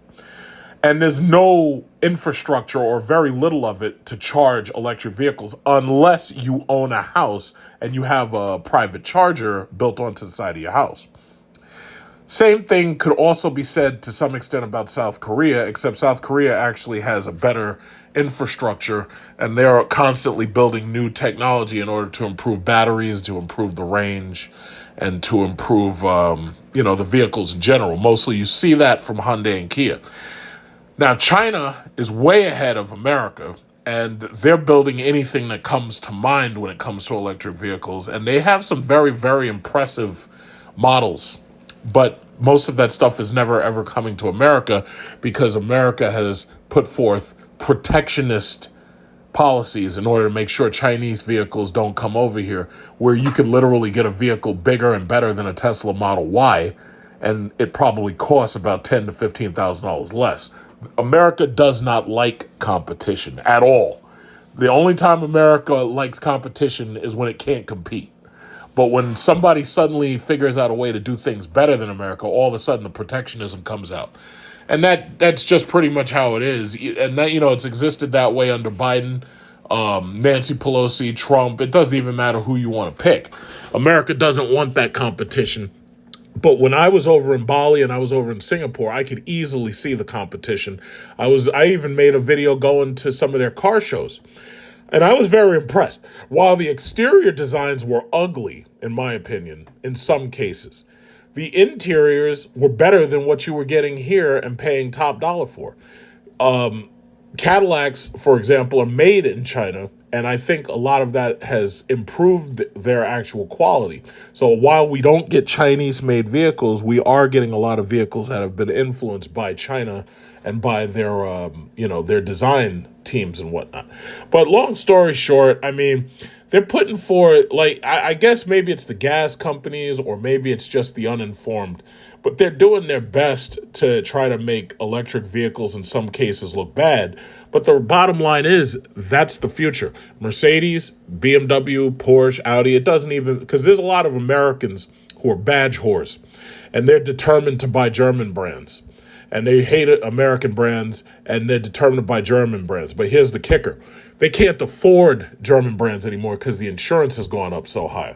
So what's ending up happening is all of those companies, whether it's ICE or electric vehicle, all of their sales are down. So the same person who would have gone in and tried to buy a BMW 5 Series or BMW 3 Series, they can't afford that shit. So they go over to Hyundai and they end up getting a G70. Or they end up getting a Hyundai G80. And I know you're supposed to call it a Genesis, but right now I really don't care. I'm just saying it's a Hyundai. Or they buy one of those Kia K4s, or they buy one of those Kia Tellurides because they can't afford a Mercedes GLC. Because the GLC is, even though that's one of the cheaper ones, problem is the lease deals are so expensive on those things. And then the insurance is so expensive on those things. So my bottom line is this. It's coming, whether you like it or not. So you have a choice. Either you somehow make a lot of money and become like Jeff Bezos or whatever, and you got a lot of money and you can spend it to buy ridiculously priced Lambos and Ferraris and stuff, or you're going to end up driving another Me Too ho-hum car just like everybody else. And that's it. It's either going to be boring or hopelessly unaffordable. Now, in electric vehicle news, Tesla has been making huge strides. I always knew Tesla's main killer app was in its supercharger network. And Tesla has now started building charging stations in some places that are completely off the grid. Like they have solar panels and they've got batteries. Because once you have solar panels and batteries, you basically have a never-ending source of energy coming in, since the sun, is going to last at least another 5 billion years. But we've been avoiding doing stuff like that for a very long time, to which I would say, it's a damn shame that these oil and gas companies have had so much power, because we could have been further along than we are right now. Like in the middle of the desert, you could literally have solar-powered charging stations where people who are going from like Las Vegas to California or something can charge their cars. And not only that, it also gives you an opportunity to create water out of thin air, because you can have solar stills literally taking the humidity out of the air and creating water with it. What you do with that water, who knows? Drinking water, you might even be able to create goddamn rivers and ponds for all I know, or swimming pools. I don't know. But the bottom line is, we should have been further along than we are right now. Yes, Americans love their cars. Americans like electric cars. Americans also like internal combustion cars. But at this point, we're moving towards electric. Hybrids are a stopgap. Hybrids are more expensive to fix. Hybrids are more sophisticated. Hybrids are more likely to get into a fire to combust from inside out than electric vehicles are, because electric vehicle chemistry has changed so much that you barely even hear about electric vehicle fires anymore. And best believe they, anytime something happens with a Tesla and it involves fire, they love putting that on the news. But you barely hear about it anymore. The last vehicle fire I heard about regarding Tesla was a diesel truck that was carrying them. The diesel engine set on fire and it burned down the cars that it was carrying. And that's a damn shame. But over time, yes, electric vehicles, the range is improving. The weight is slowly decreasing. They're getting more efficient. The battery technology is getting better. I think 2030 was pretty overly ambitious, but by 2100, you can bet that electric vehicles will have taken over, and ICE vehicles will probably be discontinued completely, and they will also probably be outlawed. They will probably be prohibited. They will probably have laws passed that say you're not allowed to have ICE vehicles. And all that ain't gonna matter, because first of all, most of us ain't gonna be here to see it, because that's, it's 2100. Most of us ain't gonna live to see that. But the bottom line is, it's coming, whether you like it or not. These electric cars are more like smartphones, and these electric cars are data mining operations. These manufacturers want your data. They want to have exclusive control of your data. And they also want to increase profits, because they see the writing on the wall as well. So, long story short, I saw these ridiculous ass stories. They talk about this pollution, and the shit is bullshit. And the bottom line is, we're still progressing in that direction, whether you like it or not. Some companies are not going to survive. I don't expect Dodge and Chrysler, for one, to survive this. Jeep might survive it, Ram might survive it, but I don't expect Dodge and Chrysler to survive this. Other companies that make trucks, like Rivian, they're trying to do their best to make less expensive vehicles. Lucid, I would think, should be trying to make less expensive vehicles. And if Elon Musk would keep his goddamn racist, anti-Semitic, Afrikaner mouth shut, he might be able to, allow Tesla to rise even higher in the stock performance and its market cap and everything. But only time will tell. But because you never know, sometimes health situations come about, like cancer and shit, and kill people off. And when you have a CEO who's, stubborn, pig-headed, and look at what happened to Steve Jobs. I'm pretty sure that while Steve Jobs was here, he never imagined that cancer was going to take his ass out of here, and that he was going to have to hand the entire company over to Tim Cook. I'm pretty sure he never imagined it. Death solves a lot of problems, especially when you've got people who just don't know when to go.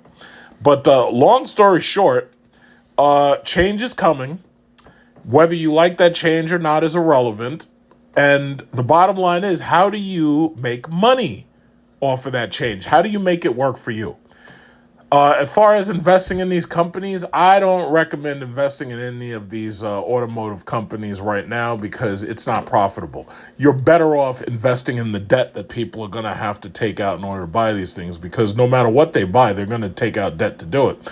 So credit cards, banks, those type of stocks are a much, much safer bet. Investment banks as well. Goldman Sachs, for one, has basically proved over and over to me that investment banking and even some people want to invest in hedge funds. That's fine. In most cases, they're doing pretty well. But long story short, you got to figure out a way to make it work for you. And like, for instance, I'm waiting for Tesla to release their cheaper models, boost their sale prices, boost their stock prices, and then I'm going to hit the sell button. But by the time that happens, because first of all, I'm close to retirement right now. So the bottom line is, by the time that happens, I'm going to be ready to turn the lights out. I'm going to be out of here. I'm going to be in the Philippines. I'm going to be in Thailand. I'm going to be on the beach with a wife half my freaking age fanning me, or, she might even be a third my age. And she's going to be fanning me with the coconut leaves and making me sip the buko juice. And I'm going to be just chilling on the beach while y'all are here fighting for your jobs against fucking computers and AI. In a futile attempt to stop them from putting you out on the streets. So you've got to get smarter and you've got to get your shit together, because the bottom line is the old way of doing things is being wiped out faster than I ever imagined it would be. So you got to get your stuff together, and you got to stay on top of it. At this point, you need to basically think of yourself as in an ocean and you're drowning, and you need to figure out a way to keep your head above water. I think most of you who are trying to buy any house in the Trump economy have pretty much understood that. I think any of you who are looking for a rental apartment in the Trump economy have pretty much understood that. I think any of you who go in trying to buy a luxury car and then you see what your insurance or what the car's price is going to cost because of Trump's tariffs, I think you're starting to understand what I'm talking about. But you got to keep your head above water. That's all you can really do. So that's all I had to say on this issue. I'm these people do not understand. These people are not scientists. These people don't see the bigger picture.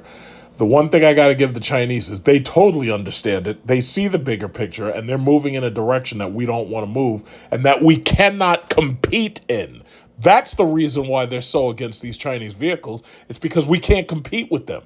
When you and all of these people who go over to China and they go over to Asia and they're seeing what Asia and China are doing, they are fucking bewildered by the advancements that they're making over there. When I went to Singapore and I was in Bali, Bali is a traditional country, but you can see the effect of the Chinese economy on Bali. And they're going to keep on going. They're going to make partnerships with Africa, because all these fucking racists, and I like saying it because they don't like it when you call them out. They've been making fun of Africa for years. Oh, it's so dark there. It's dark Africa. Guess what? The Chinese are coming there. They got LED light bulbs. They got infrastructure. Oh, yeah, they don't have plumbing. Yeah, well, the Chinese are coming there with plumbing. The Chinese are making partnerships in these countries. These countries are getting top spec technology. They're getting solar panels, batteries. They're getting all this shit from China. What did America and Europe do for Africa? Absolutely fucking goddamn nothing. And now they can't compete with the Chinese. The Chinese are going into Africa. The Chinese are building that fucking place up. And they hate it. So they're constantly on television. Oh, yeah, the Chinese are doing it and that, and they're stealing. They're building islands next to these other countries. They're literally taking sand and building islands. My question is, well, why didn't you do that? Why didn't you go to these countries? Why didn't you give them an infrastructure? You went in there with fucking Bibles. You went in there and brought them diseases they never saw before. Why didn't you give them all this stuff? Bottom line, we cannot compete. And that's the reason why you see these protectionist policies. And they don't even work. That's the funny thing. America has fewer than 350 million people.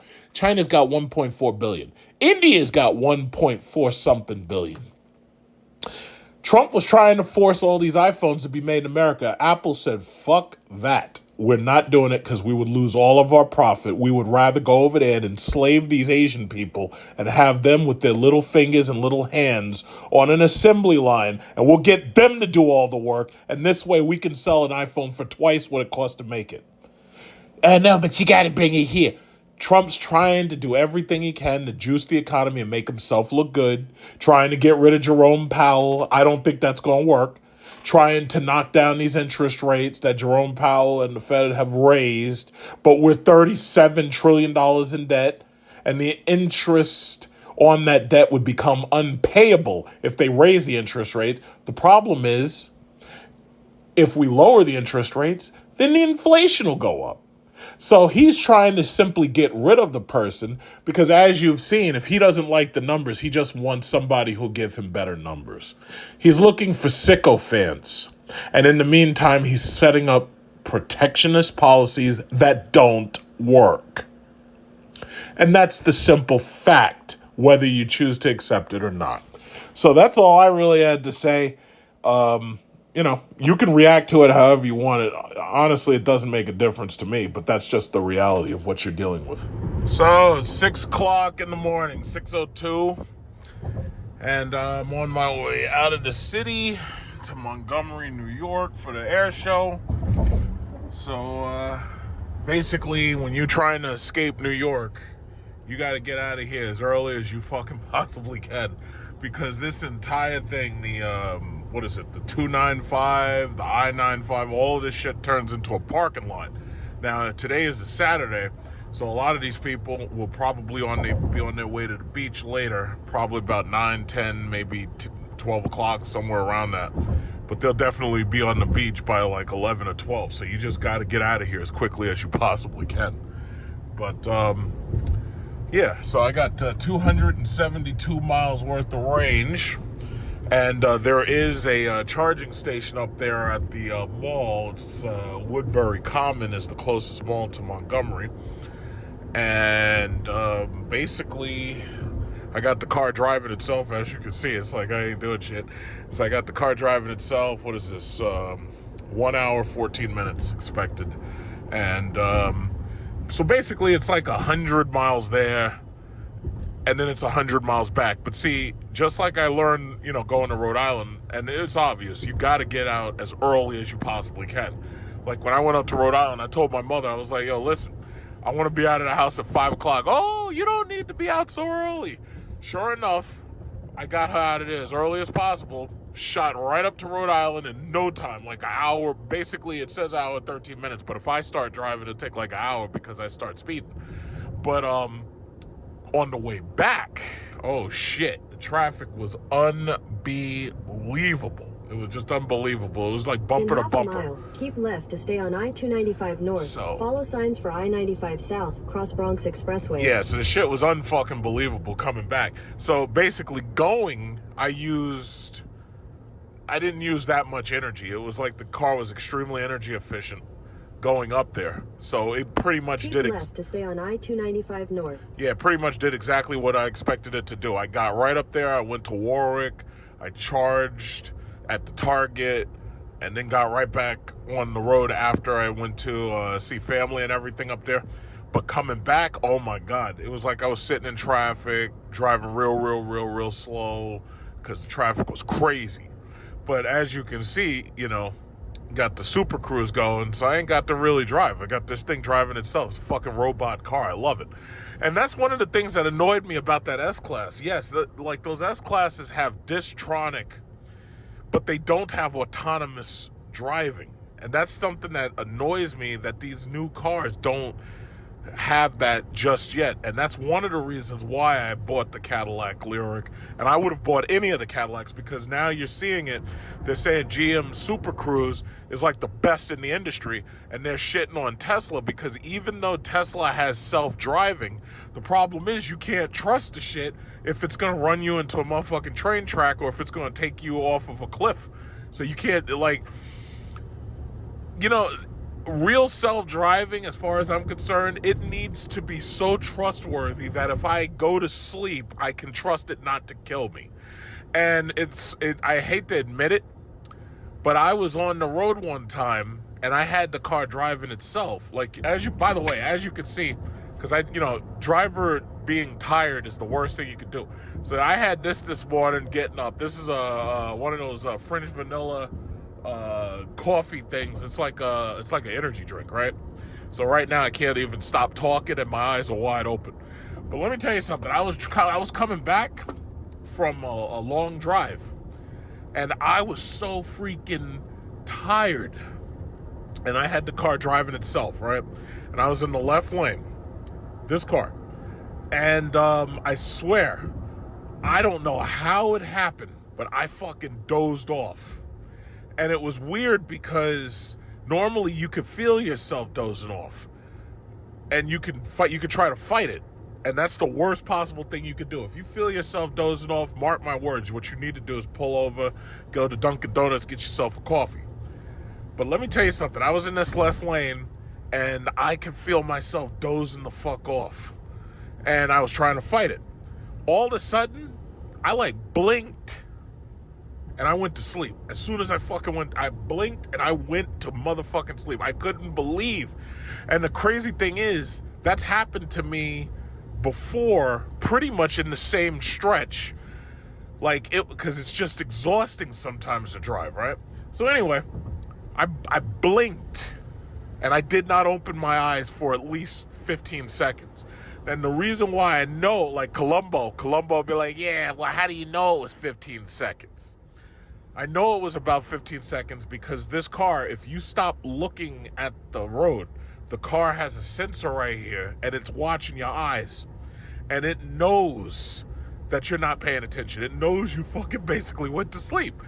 So when that happens, there's 3 red lights up there that will blink.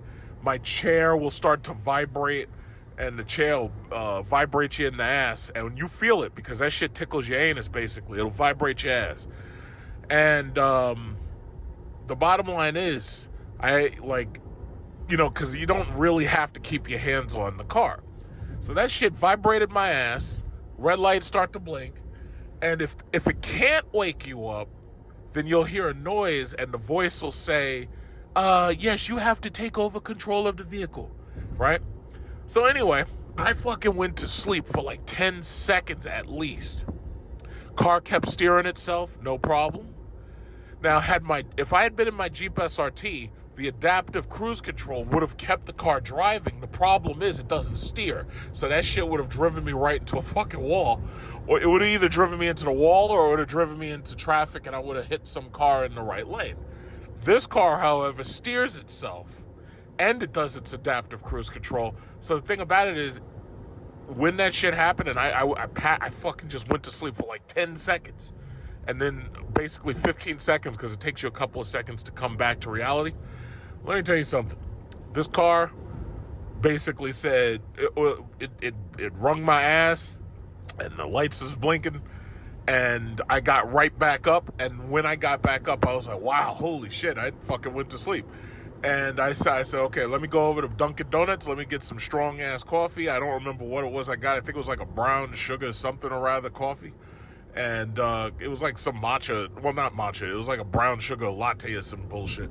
But let me tell you something. These self-driving cars, oh my goodness, these things absolutely can save lives. And if you're the type of person who likes to go out drunk, like you one of these women, you be drunk and you end up passed out on the sidewalk and shit, and somebody be taking advantage of you, no.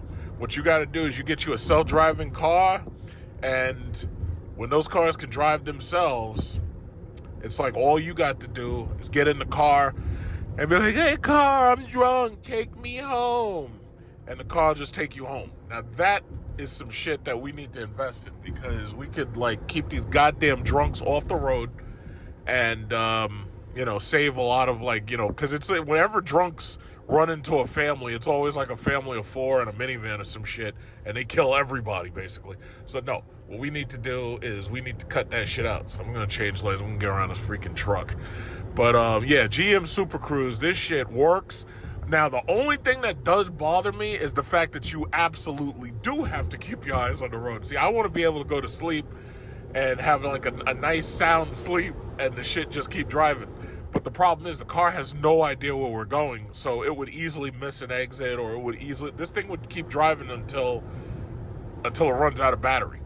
But yeah, so that's just it. So I swear by this shit. I give GM Super Cruise a 5 out of 5 because what they did was they don't allow it to work in situations that could pose a risk. Tesla full self-driving. Use the second from the right lane to turn slightly right onto Cross Bronx Expressway, I-95 lower level south. Signs for I-95 south, US 1 south. 1S. Okay, yeah, I'll just keep following the line. But anyway, the problem with Tesla's full self-driving is that they're allowing it to work in situations that are dangerous. GM doesn't allow the car to work in situations that could. Use the second from the right lane to turn slightly right onto Cross Bronx Expressway, I-95 right. Lower level so south. they want me on Signs the lower for level. I-95 south. Okay, so US all 1 south. trucks go up, Continue we go down. on I-95 south for half a mile. All right, trucks go up, we go down. Okay, In so half a mile, oh, it's a left to Fisker. continue on I-95 lower level south. Yeah, that US thing- 1 lower level south. That's a Follow horrible. signs for I-95 See, south, you know, I New feel Jersey. bad for Fisker because I think Fisker could have stuck around. This car right here, the Fisker Ocean, this car should have been competitive with the Polestar, and it should have been competitive with the Model Y. This car should have been like $60,000. But Fisker is a fucking idiot, and it's sad because I liked driving that Fisker Keep Ocean. left to continue on I-95 lower level south. I still have my Fisker Ocean video on YouTube where I drove it. But you see these windows? This thing's got like windows that it doesn't Continue need. on I-95 Like, lower level south you for don't 1.5 miles. You don't need windows in the fucking C-pillar. So what they did was they made this car so overly complicated that it was too expensive. And you could have easily made that car like $60,000, and then you get that federal tax credit, get that shit for about $7,500 off, and that car would have succeeded. But man, Marquise Brownlee tore them a new one. Because I swear, the software of the car that I drove probably wasn't exactly the... Welcome to New Jersey. Yeah, okay. So, they could have survived, but they fucked everything up. It's just sad. I wish they had survived, because Fisker, with that Ocean, they were on to something. But Lucid is just too expensive. I mean, $100,000 minivan? Right now, those Lucid Airs, I'm starting to see more and more of them on the road. Oh, this thing turned off. It says it. Oh, okay. So this is what I'm saying. GM does not allow Super Cruise to work in certain areas. So right now, Super Cruise is not available because I'm on a bridge. It wants me to drive over the bridge. It wants me to drive through back roads and stuff. So it will not turn on if you're in a situation where you could possibly get into an accident. So anyway, long story short, I enjoy it. And I was a little disappointed with that Mercedes because I know they're testing autonomous driving in Germany, but they don't have it yet in America. So Distronic does not drive itself. As far as I'm concerned, autonomous driving is something that basically should be standard in these cars at this point. Like, all it uses is sensors and the computer. And if you have a decent mapping system in the car, it should be able to do exactly what my car does. Like, me personally, I cannot buy any In a car quarter mile, use the second from the left lane that to can't continue drive on itself. I-95. Because when we're sitting in traffic, or when we're doing, even if you're doing a road trip, it's like, I would take GM Super Cruise over just about any other feature. Like Tesla self-driving, it doesn't understand the etiquette Use of the driving. second from the left lane to continue on I-95. Second Then use the left lane to take exit 72A. Second from left. Okay, wait. 72A is here. Okay. Use the left lane to take exit 72A. Okay. 72A. All right. Yeah. So, what was I saying? Yeah, it doesn't. The Tesla full self-driving, I don't give a shit what anybody says. I've used it, and you saw me. I did a couple of videos doing that Tesla self-driving with the full self-driving.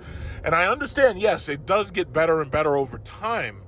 But Tesla went cheap on the shit. First of all, if the thing is full self-driving, as far as I'm concerned, there should be a camera just like this GM Super Cruise has that watches you to make sure that you're paying attention, that your dumbass doesn't try to get into the back seat, so you're making jokes and shit, and you're videotaping yourself in the back seat while the car's driving.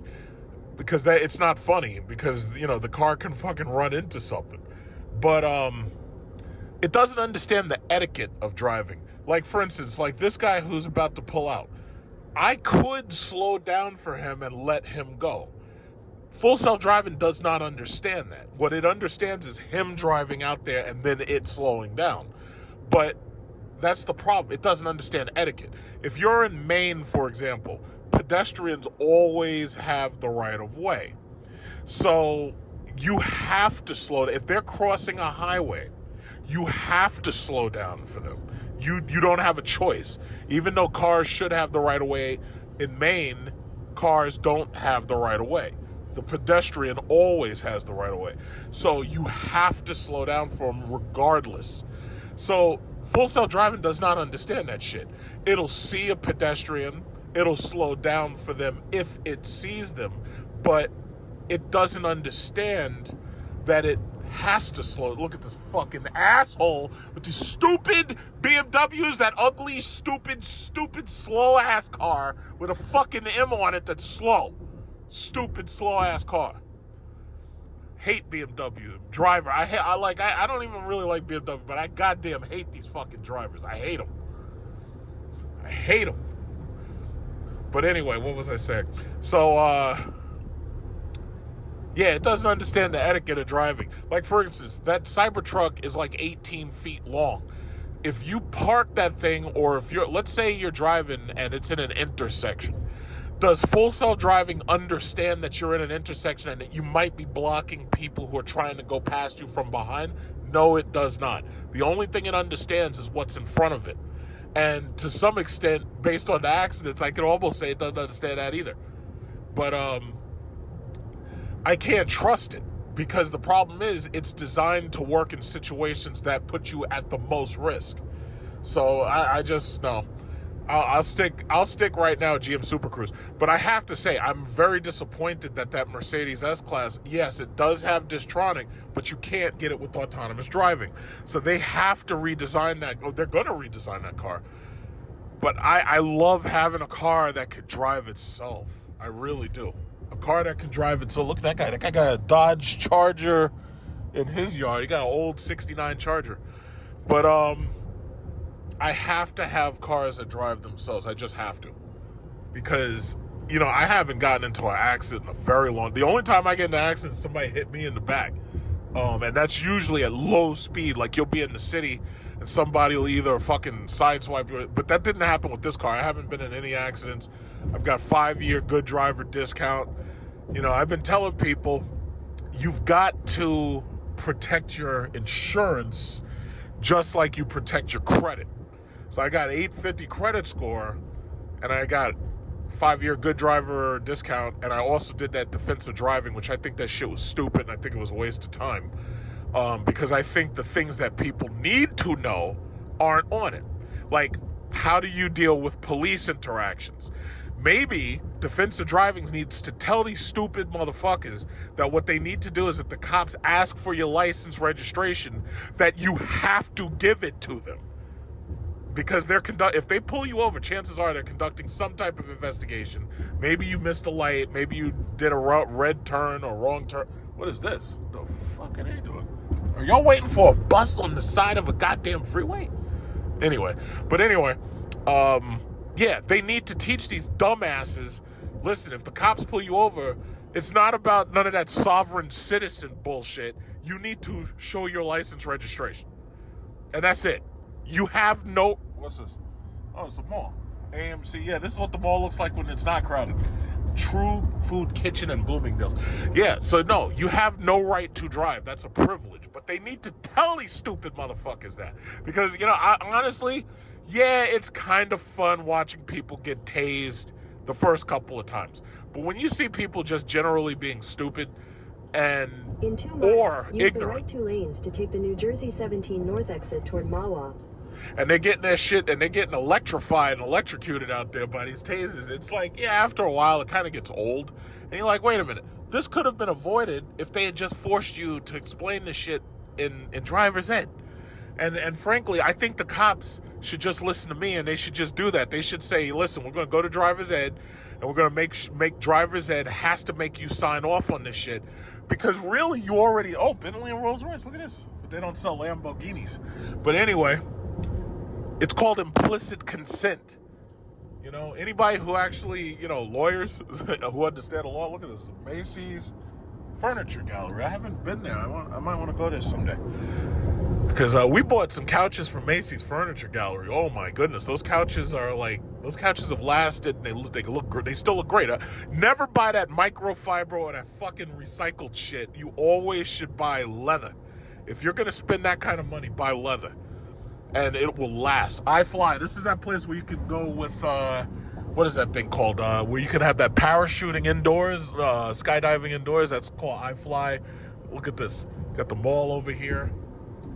Okay, yeah, it noticed that I wasn't paying attention, so shit turned off.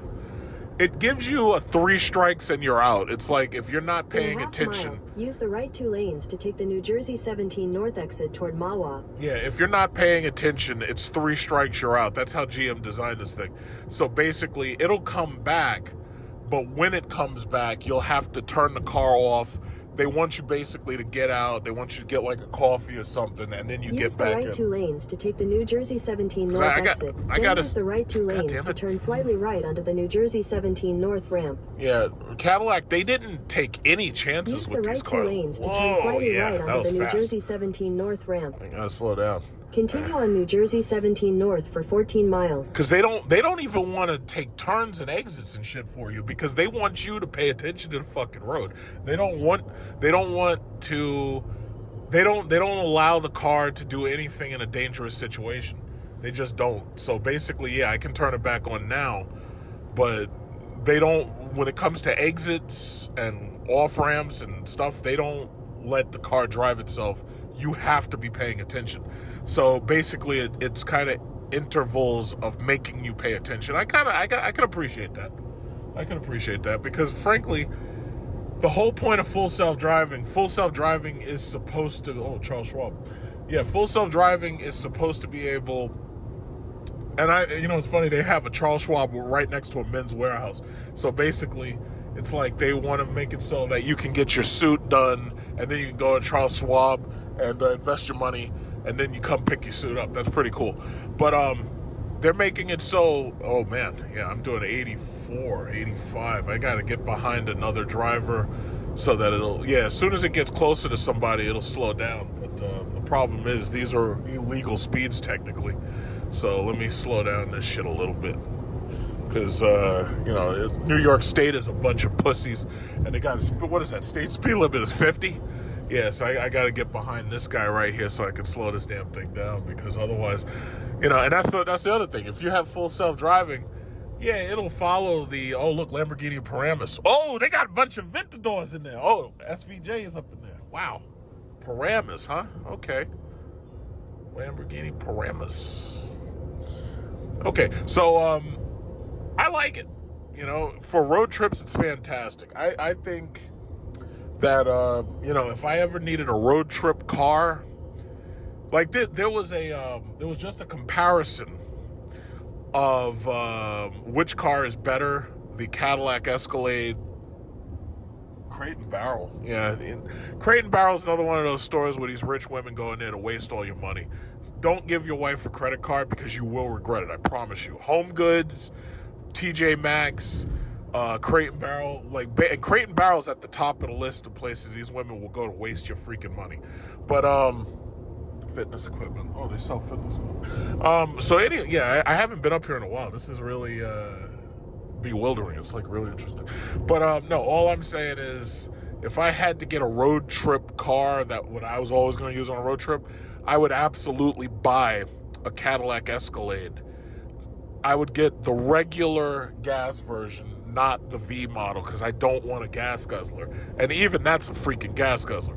But I would get that, or if Kia makes the Carnival, or if they make that with autonomous driving, which I don't think that's going to happen for a little while, that's something I would consider. But it has to drive itself. It has to.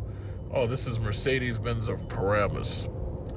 But, they're going to redesign all these freaking cars, and autonomous driving is going to be the next big thing, because their problem is Tesla's basically forcing them to say, yeah, there's certain stuff that we're going to have to give you as not optional. We have to give it to you standard. There's certain stuff we just got to do. But yeah, so that's just how I feel about it. Whoa, look at this motherfucker. What are you paying attention? This guy's up there going over the line, you and your old ass GMC piece of shit. So anyway, what was I saying? This guy's going over the line and shit. Yeah, and the guy's up there staring at the road like he's retarded. It's like, yeah, these people are dumb. And then here, see, they got the minivan. They're going on a road trip. They got the back of it's all loaded up with shit. They probably got the kids in there because, I see some stuff in there. Yeah, I can't deal with Chrysler no more because they look like they're on a path of self-destruction, honestly. It looks like. I have 50 minutes, 49 miles remaining. So this is an easy drive. Like, some people would probably look at me and they'd be like, oh, you're complaining about a 100-mile drive. I drive 200 miles to work, blah, blah, blah. It's like, yo, listen, the reason why you have to drive so far to work, oh, shit, they got deer crossings? That's some scary shit. They got deer crossings because if deer jump out of here, that shit will fuck your car up. But when you hit them, because when you hit them, if you hit them hard enough, they explode. But, yeah, some people are like, oh, yeah, well, yeah, I can do a 200-mile drive like it's lunchtime. It's like, yeah, but you got to understand, you live in a state where there ain't shit there. I live in New York City. So, it's a big difference. We have everything so close together and tightly packed that we don't have to drive like that. We don't have to drive hundreds of miles to go to work. Like, it's funny, like, I've been listening to these YouTubers who are in, like, states like Ohio and freaking Georgia, and, oh, yeah, well, the nearest this is 2.5 hours away. It's like, yeah, well, I live in New York City. The nearest that is down the block, because it's so cramped. Everything is packed together. Yeah, I think I'll stay behind this Tesla. That should be safe, right? As long as that bastard doesn't have that phantom braking problem. Because if he has phantom braking, I'd be screwed. I'd run right in the back of his ass. Yeah, as you can see, this Monster Java triple shot, this shit works real well because I can't stop talking. I just can't at this point. Just sitting back, relaxing, letting the car drive itself, and I just can't stop at this point, man. This is some goddamn good coffee. Yeah, this is something else. I can fill in a 30-minute motherfucking just 30 minutes of video space just running my mouth, That's some goddamn good coffee, man. The back of my head feels like it's wide awake. Look at this, Sheridan. Yeah, but it's not bad. It's not bad. Not bad at all. Look at all these are nice houses. I would never want to live up here, though. So this is, I guess we just left Paramus or something. Yeah, but, yeah, they were doing a comparison of the Lucid Gravity and the Cadillac Escalade IQ. And, a lot of people, they hate it when you call the Lucid Gravity a minivan, which is exactly what it is. It looks like a goddamn minivan. Me personally, simply for all of the stuff that they got in the interior for the Cadillac, I'd rather just take the Cadillac. And you really appreciate Cadillac when you compare one of these new cars to the German cars, because when you compare the Mercedes or the BMW 7, the Mercedes S-Class, the BMW 7, when you compare to what you get out of a Cadillac Escalade, you get basically more out of the Escalade, and it doesn't cost as much. Even if the cars both cost $150,000. Oh shit, it's the cops. See, he's not looking at this Bergen County Sheriff. Yeah, he's not looking at me. But, freaking cop just passed. I was looking, so I'm just staying right in the middle lane. Yeah, officer, how you doing, officer? Bye-bye, officer. Yeah, go look for some real criminals, not me. But, what was I saying? Yeah, the insurance is cheaper on the Cadillac. The cost of ownership is cheaper on the Cadillac. I have to say, GM has done a really, really good job. They've done a really good job. I've test driven just about everything, and I have to say, GM has really done a good job. We're not going to get Chinese cars here anytime soon. even before Donald Trump got in office, they started that HFCAA bullshit. So it was obvious to me back then, and I've said it before, it was obvious to me that they were discriminating against Chinese-made everything.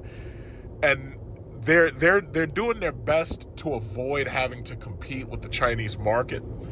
So they're not going to allow Chinese cars here. Like that guy Kyle or Chris or whatever it is who's on Out of Spec Reviews, he can talk as fondly about Chinese vehicles as he wants, but it doesn't really matter because this government is not going to let Chinese vehicles here. There's no way America can compete with, Maserati's got a showcase, and they got a little chandelier in there. That's pretty cute. But yeah, there's no way that American cars can compete with the Chinese. We just can't do it. Because the reality is, China, they've got manpower and they don't have unions. So they can work them people and they can churn out, they could build this car right here in China for like $10,000 less than it costs to buy it here in America. And there's no way you can compete with that shit. In fact, like every economist worth a damn has said the same thing. You can't compete with China. You can't do it. They've got the manpower. We've got 350 million people. They got 1.4 billion people. You can't compete with that shit. So what they've done is they've become more and more protectionist. And Donald Trump put these fucking tariffs up. And all the tariffs do is the tariffs make it cost you more to buy the goods that come from China. But I've said it before. What China does in having all that manpower and having cheap goods is it allows Americans to live a quality of life that our own productivity does not justify. So what I'm saying is all of the shit in your house that you've been able to buy is made in China, so that makes it cheap. If that stuff was made in America, you'd never be able to afford everything you have. So you take a look around your house, half of your shit, maybe even 75% of your shit that you have, depending upon who you are, would simply disappear if you weren't allowed to have Chinese products. Because most of your shit on the bottom of it says made in China. And if it doesn't say made in China, it says made in Mexico. And if it doesn't say made in Mexico, it says made in Indonesia. Oh, McLaren has a shop? I didn't know they had a shop up here. They got Corvettes sitting up in there, people trading Corvettes. Holy shit, they got McLaren of, well, I don't think this is Paramus. I don't know where we are. Darlington, what the fuck? Oh, that looks like a nice place. But no, the bottom line is America cannot compete with China, so we're using protectionist policies to try to protect our businesses, or, our car business specific. And that's just the bottom line. So what you're really seeing is you're seeing stores like Kohl's right here, because I don't shop there, but I'm just saying, I don't have a problem with them, I just don't shop there. But Mitsubishi, that looks pathetic.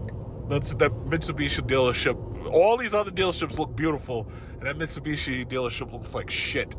But anyway, what I was saying is, what we have are stores selling us stuff made in China.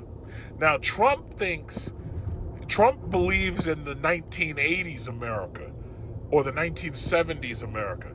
That ain't, look at this Chrysler Ramsey Jeep Dodge. All it is fucking trucks. It's just trucks and Jeeps. So anyway, Trump believes in the America that he grew up with, just like I do, and just like any older. In 2 miles, use the left 2 lanes to take the New Jersey 17 North, I-287 North exit toward I-87. Yeah, so when you're younger and you grow up with something, you expect it to always be that way. Like I expected Toys R Us to last forever, So the problem is he believes, Mawa, that's where I am, Mawa. So he believes in an America that does not exist anymore. He believes in an America that cannot exist anymore. Mawa Honda. So the problem is he's trying to put forth policies that are never going to work. Look at Cadillac. Ooh, that's a nice building.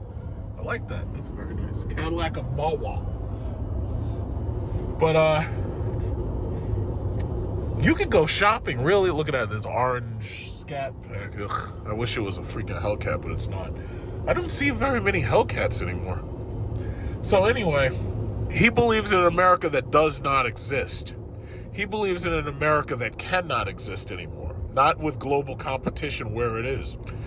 And you can put forth policies to try to bring you back to that point, but you're never going to get there. You're not going to get there because it can't exist. It's not sustainable. You're not going to get Americans to make 100% or even 80% of the shit that we're getting from China because we just don't have the industry. We don't have the workforce for it. China's got more people than America has as a population in their In a half adolescent mile, use level. the left 2 lanes to take the New Jersey 17 North, I-287 North exit toward I-87. These people going on a road trip. My ears are starting to pop, so I think elevation must have went up. What is this? 261 feet, huh? Yeah, but what was I saying? Yeah, so bottom line is... Use the left 2 lanes to take the New Jersey 17 North exit. Then use the left 2 lanes to take the I-287 North ramp. Yeah, so regardless what Trump does, I'm not worried about. Use the left 2 lanes to take the I-287 North ramp. Then use the left lane to merge onto I-287 North. Right now, you should be buying and holding as much dividend-paying stock as you can in big companies that are proven and have long track records. But I'm not worried about the shit that Trump's doing, and simply because the next president, mark my words, the next president is going to be a Democrat. In half a mile, use the left 2 lanes to take the I-87 North, New York 17 North exit toward New York Thruway, Albany. Yeah. So, we're going towards Albany. All right. So, yeah. I'm not worried about the shit that he's doing because the bottom line is it's completely unsustainable and it's going to be reversed. Use the left 2 lanes to take the I-87 North exit. See, Biden. Welcome to New York. Wait. Okay. So this is a different part of New York. I went into on I-87 North for 14 miles. Yeah, I went into Jersey and then I left Jersey and I'm back in New York now. So Jersey was like a shortcut. But yeah, what Trump is doing is unsustainable, and that's the bottom line. And everybody, you first of all, it's pathetic that now anybody who criticizes Trump is just said, "Oh, it's Trump derangement syndrome." I would argue you're not fucking smart enough to understand what these people are talking about. So what I'm saying is, once he's gone, things go right back to where they were. And the problem is the trajectory that we're on is completely unsustainable. So, and you know how you know it is? It's because of the national debt. At $37 fucking trillion in national debt, Trump can get up there and lie about, oh yeah, the tariffs are working, it's paying that debt. No, it's not. No, it's not. The national debt is still going up. In fact, his deficit is higher. So the bottom line is you've got a deficit and you've got national debt rising. That shit is unsustainable. So the bottom line is, mark my words, the next president is going to be a Democrat. This guy, he's got a Hyundai Elantra and he's got a freaking McLaren toy car on his dashboard. That's really cute. He's got a McLaren 720S toy car on his dashboard. That's crazy. So, yeah, my other car is a McLaren. Yeah. So anyway, yeah, it's totally unsustainable. And the bottom line is the next president's going to be a Democrat. Why? Because if you look at the Republican Party, the Democrat Party sucks too. So I'll just say it like that. It sucks. But right now what's happening in the Democrat Party is they have to rebrand themselves, because I would always argue, how do you get a party to stay together when the people who are in the party hate each other? That's the real problem. You've got the heterosexuals who don't like the homosexuals. Meanwhile, the Republican Party's pretty much all heterosexuals, and if you're not that, they push you out. You've got the Muslims in the Democrat Party hate the Jews. You got the Jews hate the Muslims. In the Republican Party, they're pretty much either white Christian or they're Jewish. And you don't have to worry about Muslims in the party because they basically let you know, yeah, we don't want you unless you're going to sign on to our bullshit. And my argument is developing as, how do you get a party to stay together if the people hate each other? And if the people hate each other, that can't work. So right now, the Democrat Party, they're jockeying for position to find out who's going to be the next person. I personally think that if Alexandria Ocasio-Cortez runs, she's going to end up being the next president. Because number one, she's a woman. Number two, she's Latina. Number three, she's going to be an anti-Trump Democrat. She's talked all that socialism shit, just like this guy Mamdani, who's about to be mayor of New York. About to be mayor, because Cuomo can talk all the shit he wants. We already said, Cuomo, goodbye. Go squeeze women in asses somewhere else. We don't want you. So the bottom line is, how do you keep a party together when the people in it hate each other? You can't. So the Democrat Party has to marginalize these goddamn extreme groups within itself, just like the Republicans did. Y'all form another party. We don't give a fuck. Go over there and be the idiot party. We don't give a shit. So the thing about it is, you're going to have two parties because it's majority rule. So it's going to be 51 versus 49. And long story short, I think Alexandria Ocasio-Cortez, I hate to say it, or Gavin Newsom, because I don't fucking like that guy. But the bottom line is, I think AOC could win. Thing about the Republican Party is they've got nothing. Trump is term limited. They can try to scare everybody. Oh yeah, he's going to be a third term, but no, you're fucking not. He's term limited. The Constitution is not going to be changed because they will not do a constitutional convention. He is term limited, and the Republican Party ain't got nobody else. They ain't got nothing. So considering they've got nothing, and he's term limited, the bottom line is, no, the next president is going to be a Democrat. They're not going to run fucking J.D. Vance. Or J.D., I should call him J.D. Chowdhury. That's what I'm going to call him. I'm going to call him J.D. Chowdhury. But they're not going to run that guy. They can't. Who else they got? They got nobody. They got nobody. There's nobody else in the Republican Party that can galvanize Republican voters to show up. There's nobody. Democrat Party is going to take it right back over. And let history be the lesson. You had Bush Sr., and then you had Clinton, and then after Clinton you had, Bush Jr., and then after Bush Jr. you had Obama, and then after Obama you had, Trump, and then after Trump you had Biden, and then after Biden you got Trump again. The shit is a fucking ping pong ball. It's a ping pong ball. So, all I'm saying is next president's a Democrat, Republicans ain't got nobody, and that's just what it is. So you can deal with it however you want. You can call it Trump derangement. I don't give a fuck. You can call it whatever you want. Falling rock zone. Holy shit. Falling rock zone. Well, that sounds exciting, doesn't it? Yeah, so I think the coffee's starting to wear off. I'm getting tired now. That's some damn good coffee. We have 32 miles remaining, and I have 227 miles of range. So I'm good. It's 100 miles there, 100 miles back. So this thing's supposed to start at 9 o'clock. I am very early at 6:43, but it says I'll get there in 32 minutes, so I'll get there slightly after 7. So I have about 2 hours of waiting. That's maybe I left about an hour too early, but I'd rather get out earlier than to have to be on the road during rush hour. So I'm out. This is the country.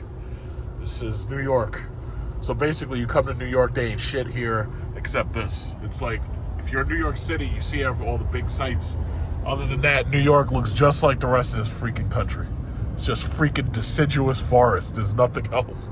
It's deciduous forest and deer crossings. Yeah. My Chinese chick, she's like, oh yeah, I want to go to Niagara Falls. And I haven't been to Niagara Falls. And I would go to Niagara Falls, but I'd have to do this shit. I got to drive 440 miles to go to Niagara Falls. It's like 400 miles plus to go to freaking Niagara Falls. That's a hell of a drive. Oh, I know where I can go. I could go to Woodbury Common because I'm early. I'm early enough that I can actually go there, but they're not open yet. I'm so early, nothing's open. So, I'm not even going to bother. Maybe I'll just go somewhere and sit down in a diner and have breakfast or something. Because all I had is this coffee. Yeah, this is New York. They ain't shit here. It's nothing but forests. It's nothing but trees. Might be some deer up in there. You can go over there, go deer hunting. I take the Desert Eagle, shoot me some bears. bears and deers, just blow them away. My only problem, I wouldn't hunt animals like that. I wouldn't hunt those majestic animals, because the problem that I would have is, what am I going to do with them? I'm not one of these people that be shooting deers and taking the meat home and all that. It's like, if I shoot the deer, I'm just going to leave them there. It's like, that's not nice. That's not right. So I don't go hunting. I don't go hunting at all. I'm hunting carjackers. That's what I'm hunting. I'm hunting car thieves.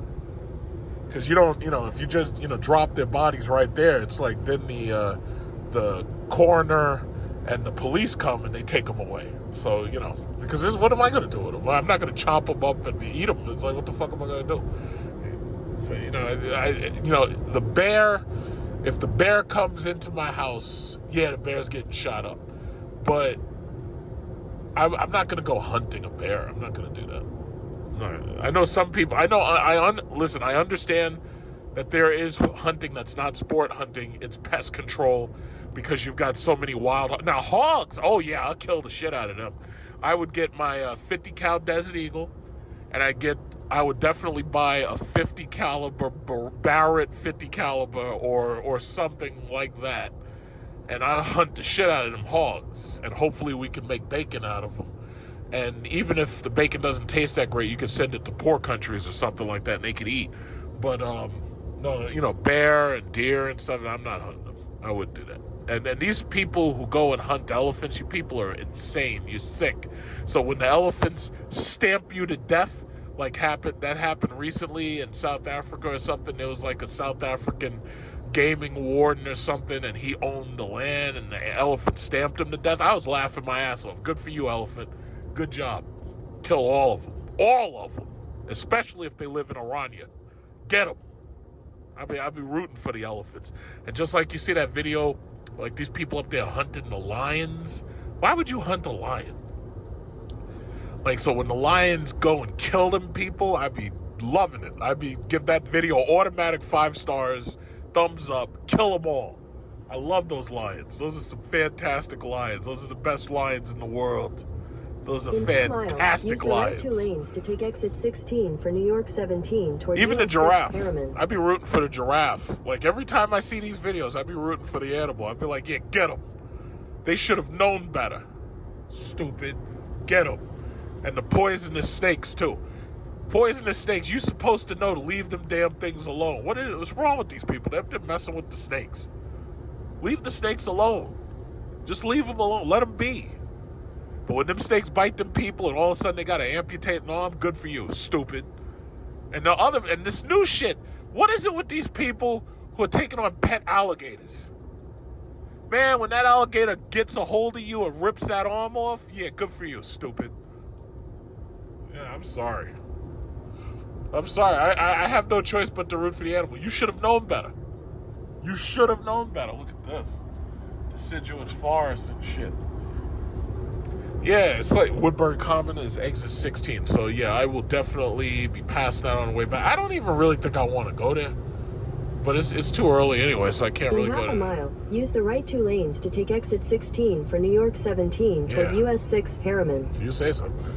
But yeah, so it's like I'd be rooting for the animals. Now, I understand that there's pest control, and I understand that you have to kill certain animals because they grow so quickly and everything, like use wolves. Use the right 2 lanes to take exit 16. That's fine. I got no problem with that. But for these people who are like taking pets, like freaking alligators and crocodiles and shit, it's like, what the fuck is wrong with you? You can't domesticate that thing. It's like, these people are crazy. But you know what? It doesn't matter how crazy you are. Them animals are crazier. In fact, the animal's not crazy. The animal's the animal. It's like, as soon as he gets hungry, your ass is eaten. And I just love it. I love it. I'm here for that. Okay, so it's slowing down. Let's see what it does. I think it should take this entire turn by itself. I shouldn't have to touch it. Oh, we got solar panels. Look at that. That's fantastic. Tesla has solar panel charging stations that are completely off-grid. I think this thing is going to stop navigating, but let me see. Maybe it'll take this entire thing by itself. I don't know. But yeah, man, leave them damn animals alone. What the hell is wrong with you people, man?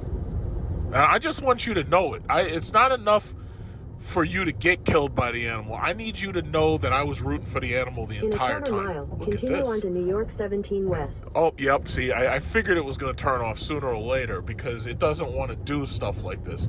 It doesn't want to go through turns and stuff that are dangerous like that. So yeah, it did, and then it came right back on. But yeah, so no, I just want you to know, if you take on one of these dangerous animals, or if you're out there hunting majestic animals, I hope they West for 13 eat miles. you. I hope they eat you, and when you get eaten, please get it on tape, because I want to see them eat you. I just want you to know that. And I know you're laughing about it. Ha, you're stupid, you don't know that. Yeah, when you get eaten, or poisoned, or whatever it is, play this video back real slow, because I want you to know it. You know, I'm starting to think I don't really need in-car entertainment. I could provide my own in-car entertainment just by running my phone. I could just drink some of this coffee, and it's like I could keep us going for 24 hours. Shit, I could drive from here to California. Just keep talking. This shit is funny. This is like, it's like, yeah, I don't know. I don't need rear televisions. It's like I'll do my own comedy show. Rear monitors and shit in the car. Man, I'm not gonna have any space in my phone left for the air show. Whoa, shit! This guy is just parked here. He's got a beat up minivan and shit. All right, so it looks like there's not really much here on the road. I'll just wait to the air show to keep recording. You know, so I'll get there and then give an update when I get there. So we're 213 miles remaining, 22 miles left till I get there. So almost there. Okay, so we've been instructed to go down the right lane to the cones and stop. So we are here at this Orange County airport. Let me turn off my air conditioner. As you can see, there's an Osprey over there. So that's part of the show today. Me personally, I really just came because I just wanted to see the F-22. I'm pretty sure they said that they're supposed to have like the F-16 or the F-18 or both. So, you know, I really just came to see the F-22. Like, the old stuff doesn't impress me. It's like, I want to see the new shit. I want to find out where did all my tax dollars go. So, I guess this is the queue up until we start to move. So, right now, they let the volunteers in, and we're waiting to drive, and we're waiting to get further. So, you know, we just stopped here. So, let's just put stop. Yeah, so. All right, this should be interesting. Hopefully, everything goes well. And hopefully it works out perfectly and everything. Hopefully this is fun. You know. Supposedly they have, you know, already they started test flying the F-47, but in my opinion, that shit is just more corporate welfare. It's a waste of money. You know, and it's funny. I like the idea of having military jets, obviously, you know, national defense and everything. But the problem is, at a certain point, national defense becomes national offense, and you become more and more offensive. But the problem is, it's costing us a fortune. Lockheed Martin keeps on delivering these fucking jets. The F-35 is a complete disaster. I don't care what anybody says. And the F-22 is just, it's like buying a Lamborghini and giving it to a high schooler. It's like, it's so expensive that it's unsustainable. It's just, and that's the reason why we're so deep in debt. We just keep pouring money into Lockheed Martin and Boeing and Northrop Grumman. And they, you know, for what? You know, nobody's coming here. Like, nobody's trying to take over America. You ain't gonna see no fucking, nobody's coming here. Like, you're fighting everybody else where they live. And meanwhile, like, nobody's coming here. It's like, why are you wasting all this money? It doesn't even make any damn sense. This guy with this Trump shirt, this guy keeps getting out and walking around. And I guess he just needs to walk or something, or like I don't know what it is. And he's drinking his little tea and everything. But, or his coffee or whatever the hell it is. But, this guy just feels he needs to be out of the car. It's like, bro, you should get back in the car. It's like, that's a lane. Like, what are you doing? Just get out of the way. Nobody wants to see you. So, as far as these jets go, my thinking is it's like the F-47 will be just as ineffective as the F-35 and just as ineffective as the F-22. It's nice to have technology demonstrators, but at the end of the day, like, what do you need this shit for? Like, who are you fighting? The days of standing armies are over. We've got nuclear weapons now. It's like there's no more standing armies. And using these jets in a ground attack role is like using a Ferrari as a pickup truck. It doesn't make sense. It just doesn't make sense. Like, the old jets are good for war. The new jets are good to show off. They're not really good for war. It's like, this is not Top Gun Maverick. It's like, you can't even tell me when the last time we had a dogfight is. Like, what, the Gulf War? Where you just go and attack somebody else? I thought it was for national defense. I thought you're supposed to be fighting here. But, yeah, whatever. It's just ridiculous. But I came to see it because, you know, what's interesting to me about Lockheed Martin, I was explaining this to somebody else. Lockheed Martin is all about DEI. They will find any minority that they can find. It could be a woman. It could be a Muslim woman. It could be, you have to be identifiable as a minority. You could be a black guy. You could be a black woman. And Lockheed Martin wants to make you the face of the company. They want to take they want to take Pocahontas, and she could have a feather in her hair, and they want to put her ass behind the F-22, and they want to put her face there because that's corporate thinking right now. And it's not, they don't consider it DEI as far as they're concerned. They just, you know, they just do it. And, you know, in the long run, maybe that's a good thing. Because, you know, it's like, I like Emirates, and I like the way that they're taking Muslim women who have hijabs on, Emirates and Etihad, and they put them behind the controls of an A380. Like, you know, it's amazing that they can do that. And they haven't crashed any. In fairness, the A380 damn near flies itself, but, you know, they're doing pretty well. And I like, you know, diversity, inclusion, and everything, but everybody's upset about DEI because as far as they're concerned, it's like only a white man has the right to crash a plane or some shit. I don't know what that's about. They're like, oh yeah, well, only white guys should be flying planes and crashing them. Women don't have a right to crash planes. It's like, I don't know. I don't get it. But that's what they do. And I think it's interesting that they can take women and put them in an F-22, and they're like, oh yeah, well, she's a boss babe now because she's got missiles and stuff under her wing or something. You know, that's kind of interesting. Or an F-35 or whatever it is. Very interesting that they do that. But that's what I came to see. Now, they could surprise me and show me something else that I care about, because that Osprey, as far as I'm concerned, the Osprey, yeah, you know, they got a couple of those over there. The Osprey is a death trap. Like, I would never want to be, I don't even want to be near that thing. That Osprey is a freaking death trap. Like that's when, like, you kill more of your own people with that thing. Where is it? It's over there somewhere, but we're going to see it later. Yeah, that Osprey is a freaking death trap over there. When I look at that Osprey, I see death. Like, I see, yeah, your own soldiers are going to die. That's terrible, man. I don't want to be on that thing. That thing crashes like it's supposed to. It's scary. Yeah, so I'm basically at the front of the line. So I'm basically, there's only like 3 people in front of me. I got here first. These people showed up after. So basically, the line is starting to get longer. But I should get prime parking when we get in there. This is fantastic. So now look at this guy right here. So this asshole, you know, and I knew that's exactly what he was doing when I first saw him. So he's out here, he's waving a Trump flag. This is an old freaking guy. This is the reason why it's important that old people actually die.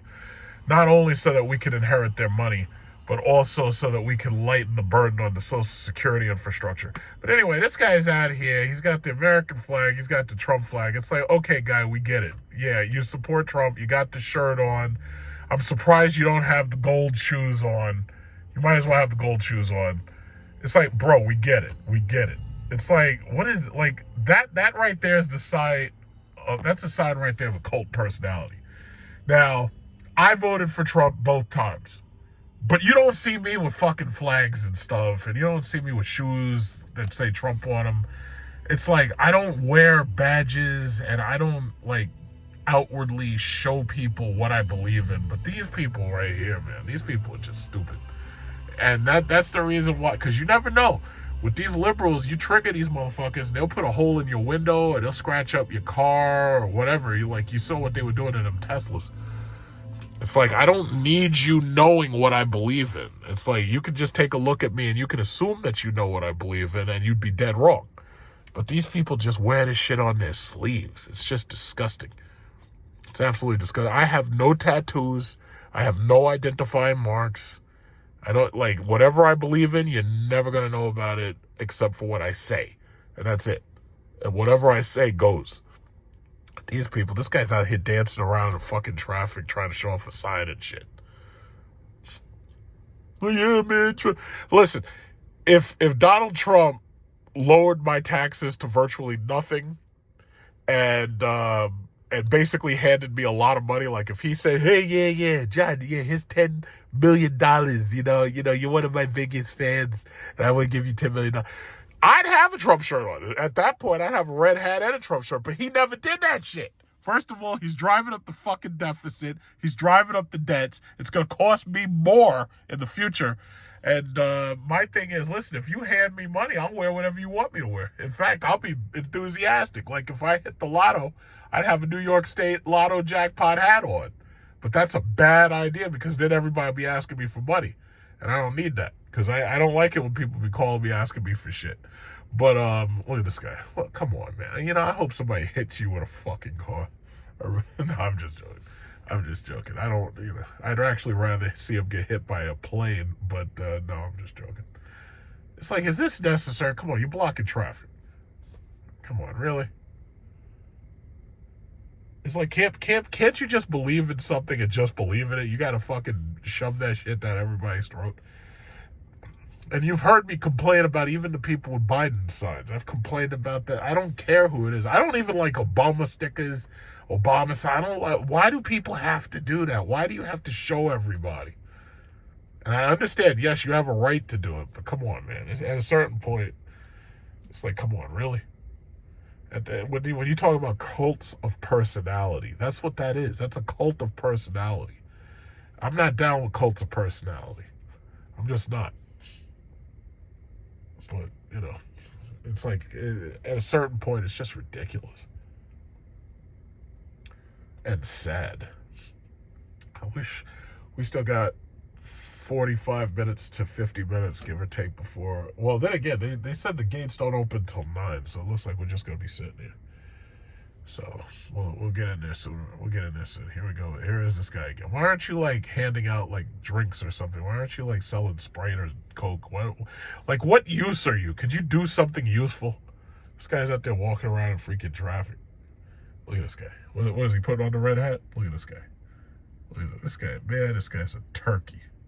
This guy looks like a turkey. Thanksgiving is like more than a month away. It's like it's too early to be a turkey. No, it's 2 months away.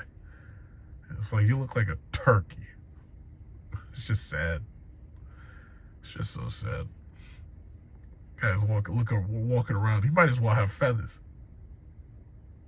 Anyway. So just in case I didn't see him, now the fucking guy is walking around as close. Look at this guy with his tight ass pants and he's got no ass. His fucking ass. He looks like SpongeBob SquarePants. And just in case I didn't see him, now the guy's walking as close to me as possible. And he's walking up and down the line just so we see him. It's like, come on, man, really? How much attention do you need? This right here is worse than these women on OnlyFans right here. It's like, look at me, look at me, look at me. I need attention. It's like, come on, man, really? Dude, why do people go out of their way? They got to get attention. It's disgusting. Look at this guy. What's he doing? What's he doing today? I don't know. It's like, look at me, look at me. It's like, you're just as bad as these, you know what, I have a word for them. I call them attention whores. And when you type it as one word, usually it makes it through these goddamn AI sensors so that when you type it, the AI doesn't reject it. But that's what they are, attention whores. It's like, why don't you have, like, Christmas lights with batteries to power the Christmas lights, and why don't you wear that so that everybody has to look at you? I mean, come on, it's ridiculous. In fact, I would argue that that's one of the reasons why these old people, they don't like it when you're looking and staring down at your cell phone, because as he was passing by me, I just pretended that I was on my phone and that I wasn't looking at him and watching him, because first of all, I don't trust any of these motherfuckers at all. That's one of the reasons I don't do road trips in America. And I got this Desert Eagle right here just in case this guy gets out of pocket. Because, yeah, we have state troopers here to protect us, but just in case one of these motherfuckers gets out of pocket near me, it's like, nah, man, I got the 50 cal. So all you got to do is just be good, because some of these people, they start some shit. It's like, I'm not playing that. It's like, if I go, you go. It's just that simple. So bottom line is, you don't need this much attention, and you don't need to be walking around me. Like, why you got to be so close to me and stuff? It's like, I don't need you anywhere near me. It's like, I don't want you to believe in anything around me. It's like, because you never know with these fanatics nowadays. You never know. Some of these people act up. But, that's the reason why we have concealed carry permits. And my bottom line is, I don't like it when people be like fanatic. I don't like any fanatics at all. I don't want you to believe in anything around me. Just keep that shit elsewhere. Like, it's bad enough that I have to see the badge on your car, and that you have to have a badge and you have to wear it near me, so that I have to see and I have to pay attention to you. But do me a favor, just take that shit and just go over there into the field with the horses. Or with the cars. Just go away. Just like next thing you know, you're gonna have the people walking around, and that's the thing. It's like these people are desperate for fucking attention. It's like, I don't need to see your little square ass. Your little square ass. I don't need to see that shit. You look like SpongeBob. Like, go away. You look like a turkey. Just go away. All right, so we're advancing a little bit. I think they're trying to get us in there. I bought my ticket early, so... Oh, shit. I bought my ticket early, so basically... Oh, there it is. There's the Osprey. What else they got there? I can't really see too well. I gotta pay attention. They got the Osprey and some kind of World War II bomber. Oh, they're taking us across the freaking runway. All right, they're taking us across the runway. They got a big X there, so the X means that you're not allowed to land on this runway or take off, obviously. Can't do that. Got cars crossing. Okay. The Osprey. Where's the F-22, goddammit?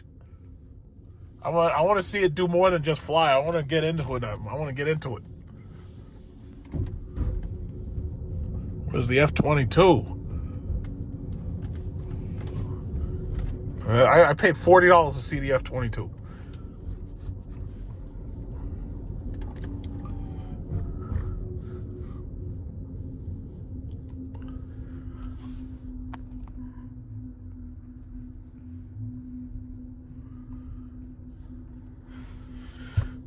Oh shit, there's another one right there, tilt rotor.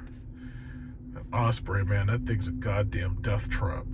I don't know how many people have lost their lives in that son of a bitch, but you're not getting... Let me tell you something. The Osprey is one of those situations like you never want to be in. It's like where your commanding officer is like, yeah, you got to get in the plane. And you're like, no. And they'd be like, what do you mean, no? It's like, no, I'm not getting in that thing. Nope. And he was like, well, you'll be court-martialed. I'd be like, yeah, well, court-martial me. I'm not getting in there.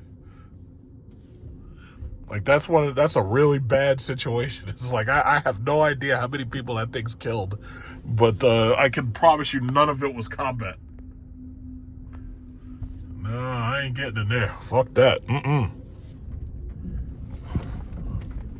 Yeah, all right, so this is parking. I got a Blackhawk. That's cool. I don't really care about the Blackhawk. You know what I really miss? I miss the Comanche. I really loved the Comanche. The Comanche was cool, but they canceled it. All right, so parked. Now more people are getting in. See, this is why you gotta get here nice and early. So this way you get prime parking. All this hay, you know what I just realized? You better hope there ain't no car fires, because if there's one car fire, this whole place goes up. So a lot of dry hay. Look at this. This is a Tesla Model Y launch edition, Ioniq 6. A whole lot of electric cars out here. Now, I'm not as worried about an electric car as a gas car going up in flames, but Jesus Christ, if anything happens, man, this whole place is toast. There's a lot of dry hay for an airport.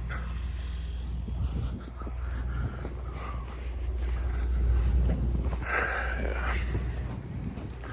Oh, I see they've got lots of food. They got little vendors.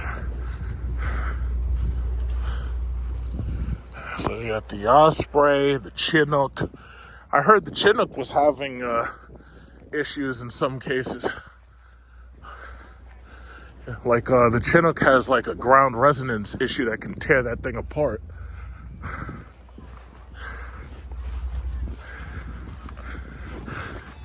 Yeah, just in case anybody's new to this channel, yes, I know a lot about aviation. Got a license and stuff. Private pilot license. I came to see the F-22. Where is it? Where's the F-22? They probably can't even keep it on the ground. It's too classified. That's too bad. Or maybe they have it covered up or something.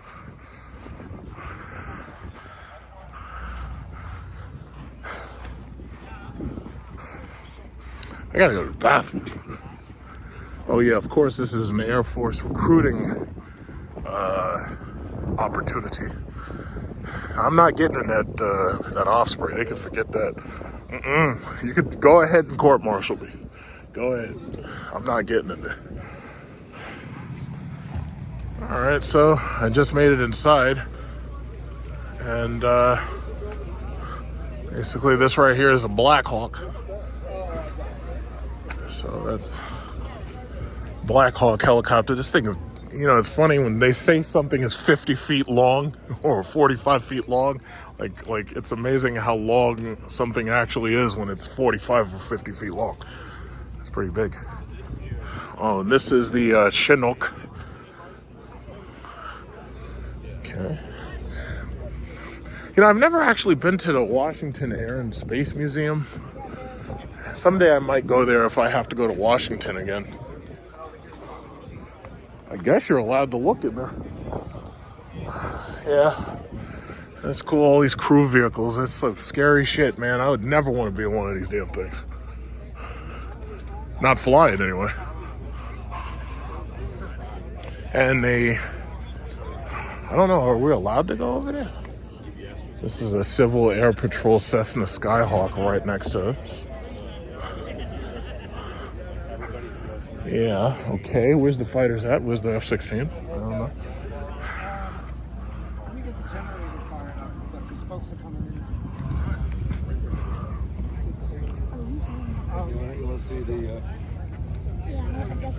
He's saying he's going to turn it on. But I've already flown the Cessna Skyhawk 172. So, and I tell you, the next time, what I'm waiting for is Apple to make some recording glasses, because I'm going to make more videos of flying. Like, I want to fly in a Cirrus Vision. Maybe I could rent one, because it's not too expensive. My flying club lets you rent aircraft. You can rent jets. You can rent small aircraft like fixed wings. I think you can rent rotary wing too, but it's very, very expensive. And when they have like recording glasses, I'm gonna make more videos of flying. So I can change, like the video that I have right now is 172 Skyhawk, but I have other videos that I've never posted. And if they make recording glasses, I would definitely like to post more videos like that. But you know, they're not gonna get many views, not unless I'm giving like funny commentary or some shit. But you can't fly and have anything in your hands to record. Like, that's extremely dangerous. Oh, that's one of those helmets. I want to see the F-35 helmet, because the F-35 helmet costs like $500,000. Keisha says, yeah, I want to fly the Black Hawk.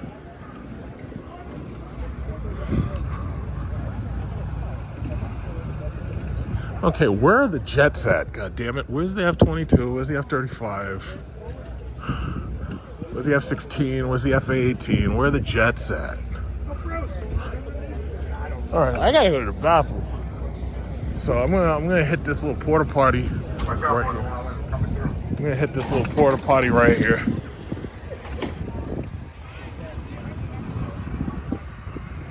And then I'll take a closer look at stuff. But they're gonna be playing like loud music, so the problem is I can't get any music in the video, otherwise I get copyright flag. So I'll definitely have to stop recording when they start playing certain music and stuff. Either that or I'll mute the video. So we got the Lockheed Martin setup register for a virtual airborne experience. No, thank you. When I want to go flying, I just go to my airport and I just go flying. Virtual's cool. I mean, you know, I love simulators, but flying in real life is nothing like flying in a simulator. It's just nothing like it, because you get sick, you get air sickness. Eager, Eileen. I wish they would bring the B-2, or I wish they'd bring like the Black Hawk or something, but obviously you can't bring the Black Hawk, you can't fly it. But the B-2 would be a nice flyover. That'd be nice. Hey, don't go past. Hi. Get in there. Get in where? The picture? Airplane. Get in the plane? Yeah. Oh, okay. I didn't know you could. Yeah, so apparently, like, some people don't know that you're allowed to walk over here and you're allowed to, like, actually get into this plane. So this is a D-Day veteran. This is actually a plane from D-Day. So this thing, these old aircraft, like, they'll basically never die because, and this is a DC-3, by the way, but this thing will never die basically because these engines are built for war. So this shit'll last forever for the most part, and they'll keep these things restored as they can, you know. They used to use these for passenger planes. Now, me personally, I want to see a B-2, or I want to see a B-52, or I want to see a B-1B Lancer, or I want to see, you know, I want to see, like, high-tech shit. Like, I want to see something where I can be at 60,000 feet and I could drop a bomb and blow up anything, you know? Like, stuff like this is okay, but it's like, you know, I want to see high-tech shit. Like, I want to see stuff that has, like, smart bombs and radar-guided missiles and stuff like that. And JDAMs and freaking cruise missiles. It's like I'm a computer person, you know. That's my generation. We're about computers. It's like I want to be able to fire missiles from the moon. Yeah. Get in there a second. Yeah, so they strip the inside, and if I stand up straight, like my head hits the ceiling because these things aren't very high. You can see the cockpit and everything. This way. Cargo hold.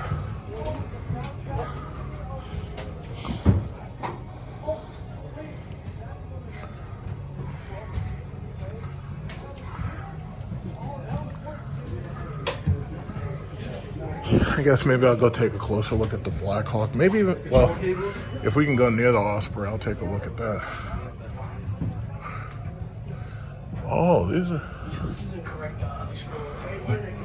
these are control cables here. Or something, I think.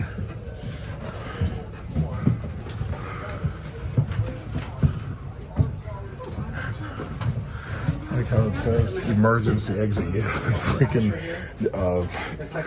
emergency exit for a jet plane is it's called an ejector seat. Get one of those Martin Baker 00 ejection seats and pull the handles on that shit.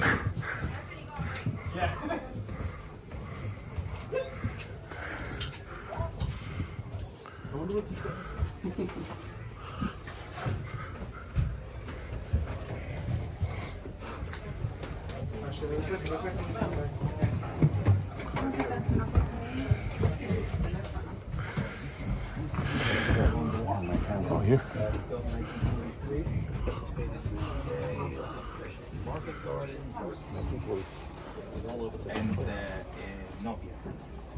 No, this by Vietnam. These Oh, you trying to go? Yeah. Okay. Oh, yeah, let me slide past. Yeah. If I can. Oh, no bathroom? There's no bathroom on this one. Oh, yes. Nice.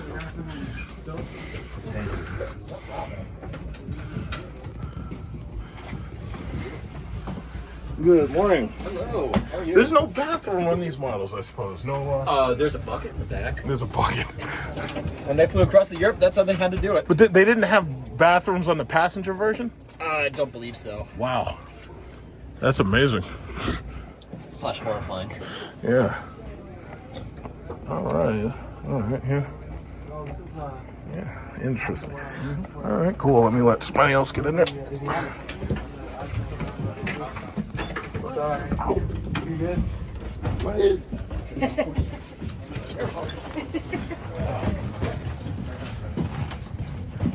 right. I made it. Oh, there's no windows on this. All right. So if you want to be an aircraft maintainer, or New York State Police is hiring, what is this? Docks, Department of Corrections, Air Show Superstore, huh? So you got some air fighter models, Blue Angels. So you got sunglasses. You know what's funny? This is the first time I've come to one of these things. Everybody's brought their chairs, but it looks like they have chairs for you, but everybody else seems to have brought their chairs. So I didn't bring any chairs. Yeah, so I got some cheap Walmart glasses. My glass is like $5 or something. I guess some of these people paid extra money so that they could sit closer to, because they have a photo booth op.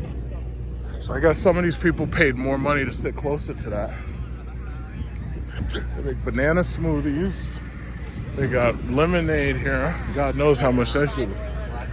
Wait, it says $12. It's $12 a cup, man. And I'm pretty sure they've got hot dogs and burgers somewhere. So beer is $10 a beer. Oh, they got a lot of food over there. I might get something to drink in a minute. Oh, they got corn. Okay, so it looks like they got some more Blackhawks.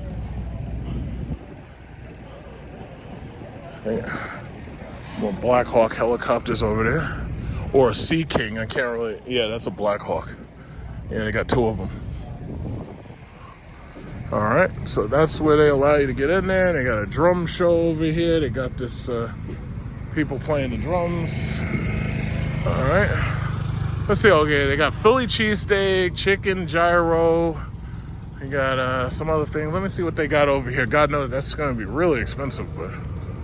You know, you're just patronizing the people at this point. So it's cool.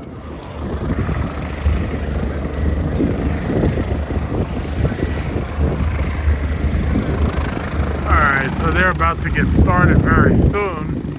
And I think where I am, planes will be taking off from this area in the opposite direction or something.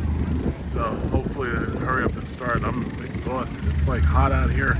I'm ready to go home. Yeah, so here we are. This air show. Now there's a helicopter up there. One of those, I think it's like a little bird basically. And they're getting ready to jump out of the goddamn helicopter. So I don't know how close they're gonna come before they do their jump. But they're getting higher so that they can have proper clearance. So, waiting to see them jump.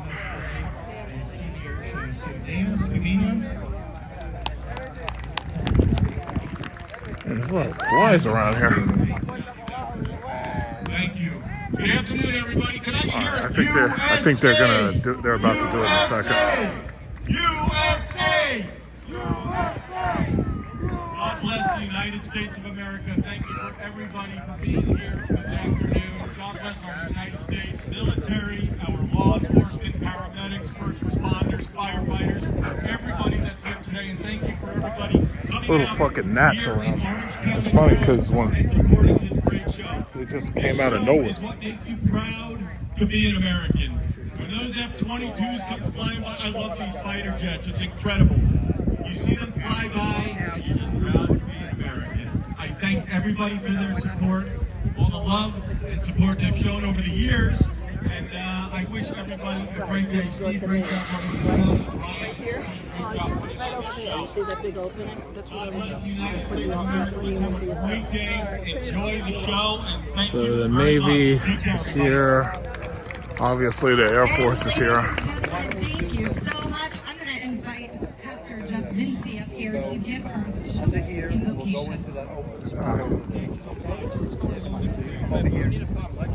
You gotta get over here. No, not there. You gotta get in the middle where I can lift it Thank you up. for this great country that we get to be a part Just of. watch out. Lord, thank you for the opportunity to reap the rewards of our ingenuity and innovation. Lord, thank you for the heritage of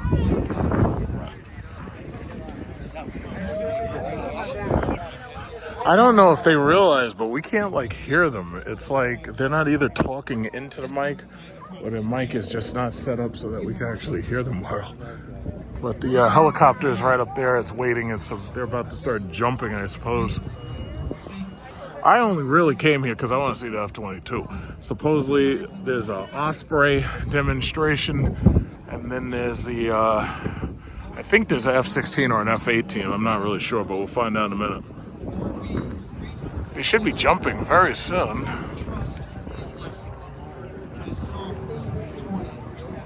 Alright, because I'm going to try to cut it short and record just the important parts. Alright, they're jumping, but for some reason, they're flying, they're jumping like in the sun, like you can't see them. Parachute. They're doing a national anthem, I guess, right now. So yeah, they got their parachutes and everything. So it's 1, 2, 3, 4, 5, 6. Oh, they got smoke. Popping smokes there.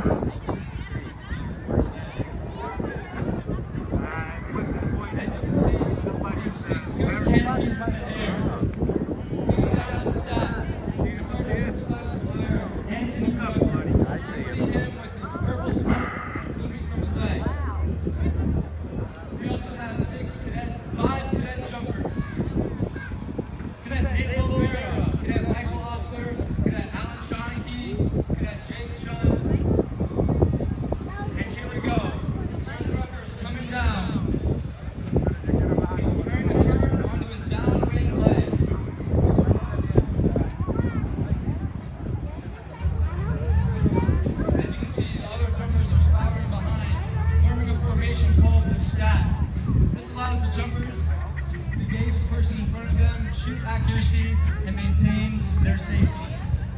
Sergeant Rucker is now turning onto his base leg, preparing to turn on the final.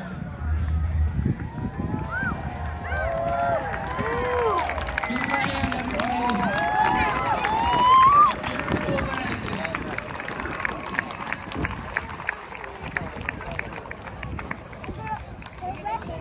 Ladies and gentlemen, if you could all please rise, remove your caps, and listen to our national anthem. Thank you very much.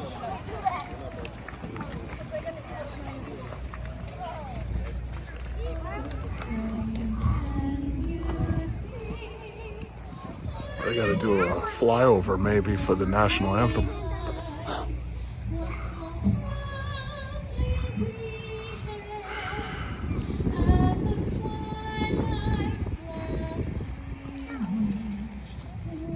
Stripes and bright stars through the red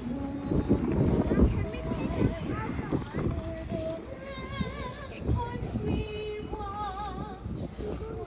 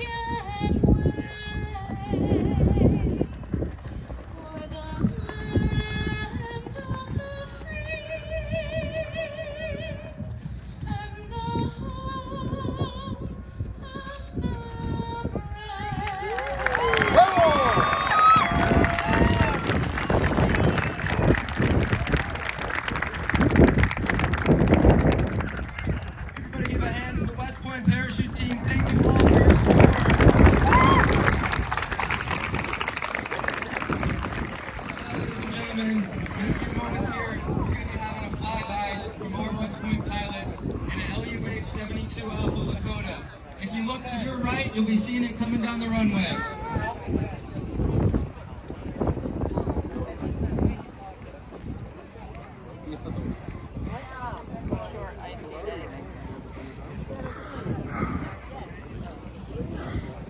Hands, a spectacular job by your team, and thank you for being here as the Lakota makes its way across there from the second aviation division right over here at Super Chipmunk, right? So they provide the aviation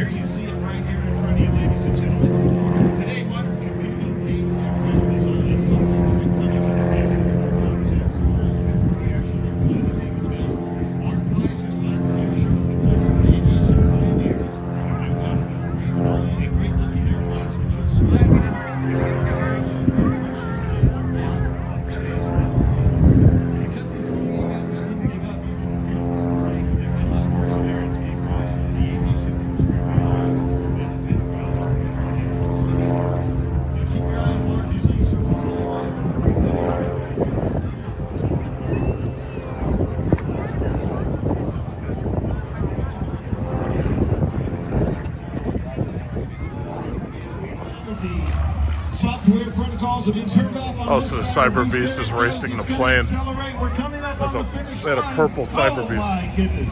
I got so excited my voice cracked. Oh my goodness. I feel like a 14-year-old again.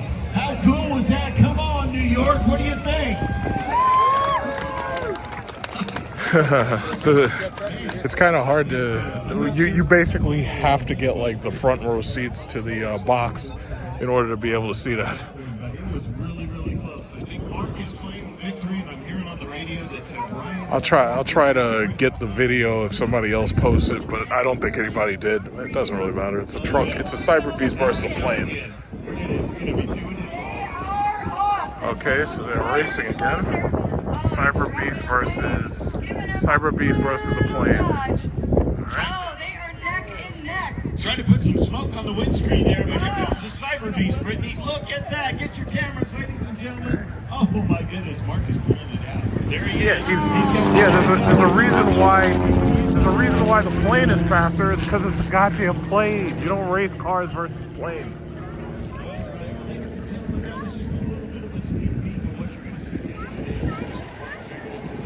All right, anyway, bring on the F-22. Let's go. I want to see the F-22. Let's go. All right, so here's the C-17 Globemaster III. So coming in from the left.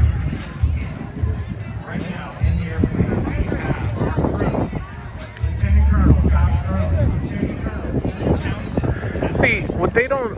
either they don't understand it or they don't care. But what these kids want to see is they want to see all that Call of Duty shit. They want to see a C-130 gunship. That's what they want to see. I know I do. I mean, after you played that first Modern Warfare, that's like the only carrier ship that you care about is the 130, because you can blow people up from space, from the sky. You can like shoot a goddamn tank cannon at them. That would be really cool if they had the C-130, but you know.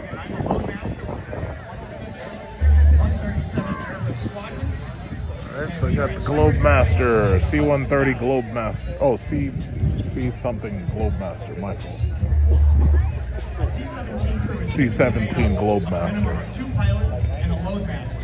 For longer missions, which can last up to 24 to 26 hours, we fly with an augmented crew consisting of 3 pilots and 2 loadmasters.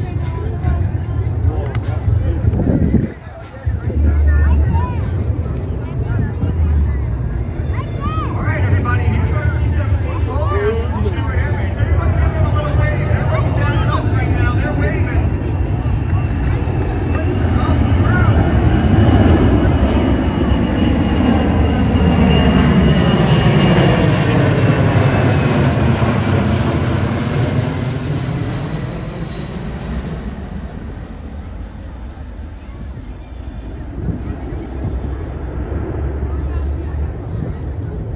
Okay, our C-17 is going to make 2 more passes as he's turning around. Let me give you some more stats. Okay, that's cool. Bring on the F-22, please. Alright, they're giving us another pass at 220 knots. That flies its approaches using thrust to control rate of descent and pitch for airspeed. All right, one more time. Let's give them a wave. Here they go.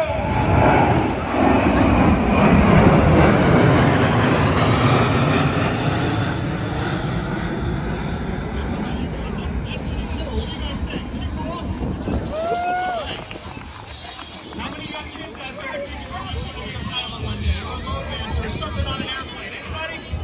All right, all right.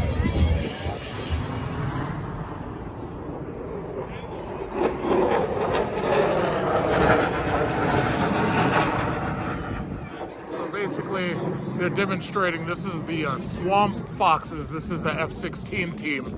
And what they're demonstrating is that they're here just in case there's a penetration to U.S. airspace. So basically, they're there to light your ass up if you try to come in here and try to use, you know, one of our jets against us, or if you're like a foreign threat or something. They're basically here to light your ass up. So, okay, so it's, what is it, 1 o'clock. And that's the Swamp Foxes. They look like they're damn near about 4 or 5 miles apart. I'm not sure what their bubble is, what their safety bubble distance is. Yes. Thank you so much. Thank you. I'm gonna throw it on right now. A bumblebee, Jesus. All right.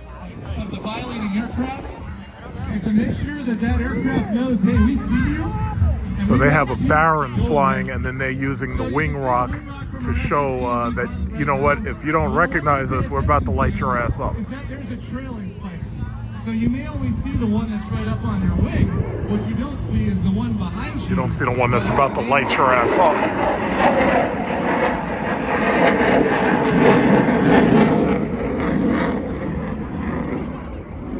So that's the Baron, and then that's the trailing fighter.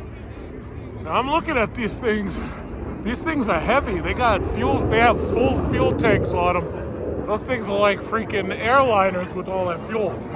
So he's going that way, the trailing fighter, and his wingman circling around.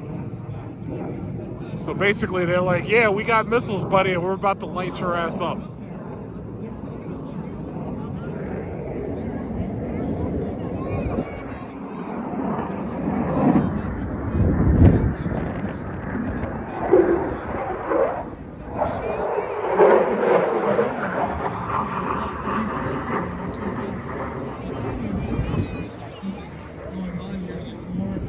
Again, you got 2 F-16s and a Baron. And in this case, because they haven't taken this pilot's attention, we're going to do the next. So that's the interception demonstration.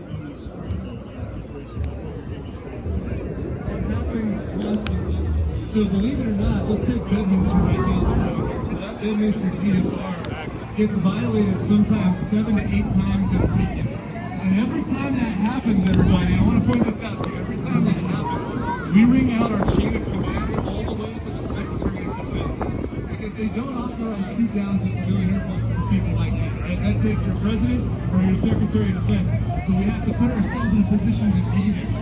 And so we ring out a conference that goes all the way to the White House. And they hang on the line while we solve this problem. Now escalated to our next tactical action called the headbutt. Headbutt. They're about to do a tactical action called the headbutt. Attention again. That didn't work. He's now going to put it into full afterburner and rip right across this airplane's face.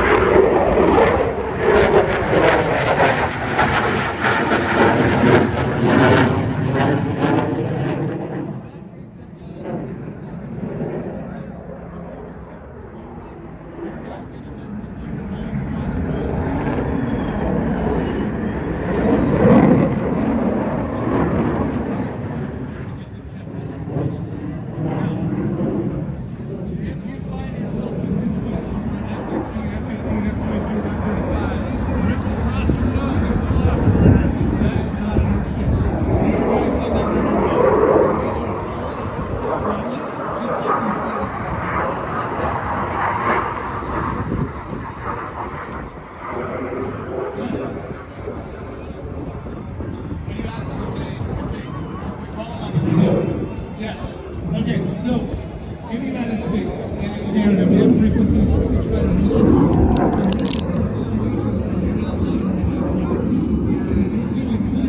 That means you already ignored a whole lot of radio. Because we don't start with fighter jets. We make sure they're there in case we need to intercept you. We start with radio calls. The FAA, by the way, the Eastern Air Defense Sector that paints NORAD's pictures for the entire East Coast, right here in Griffith, New York. Alright, so that radar facility is what's feeding data to us in Cheyenne Mountain, back to NORAD. So right now they're demonstrating where they're forcing the offending aircraft basically to land. Now our F-16s are not likely to land on a small civilian airstrip, so we're going to stay with you the whole time to make sure that you're deadline line.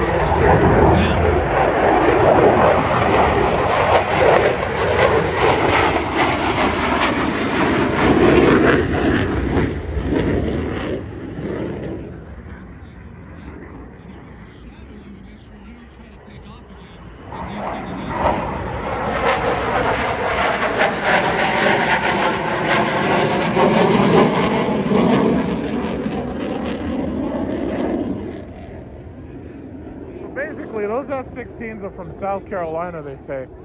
Now, they got full fuel, they got a target designator pod, and they got full missile arms. So, I guess that's the, right there, they showed you that they forced this guy to land. So he's forced to land, but they can't, or they're not going to, because this is a civilian airfield. So they forced him to land, but they're still circling and making sure he lands and stays down. But those guys came ready for freaking war, man. They got target designator pods, and those are for ground targets, so they're ready to blow some shit up. Thanks to all of you for watching our demonstration today. Again, we are here from NORAD and U.S. North. All right, he's doing another pass.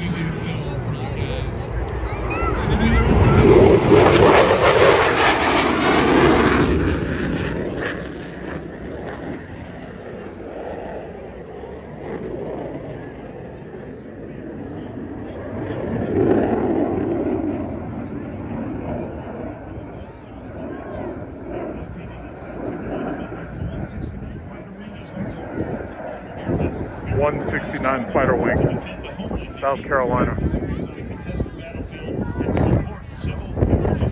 From the right, ship number 2 will be coming by, going to full afterburner now. A little bit of a wing rock for you here in New York. Way better.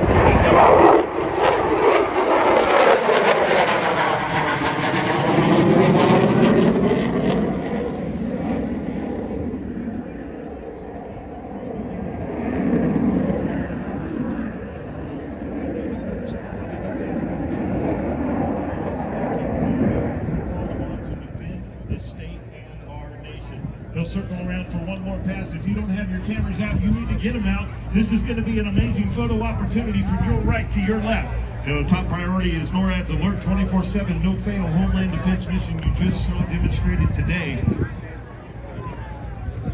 And here they come one more time, ladies and gentlemen. This is the 169th Fighter Wing from South Carolina on the right.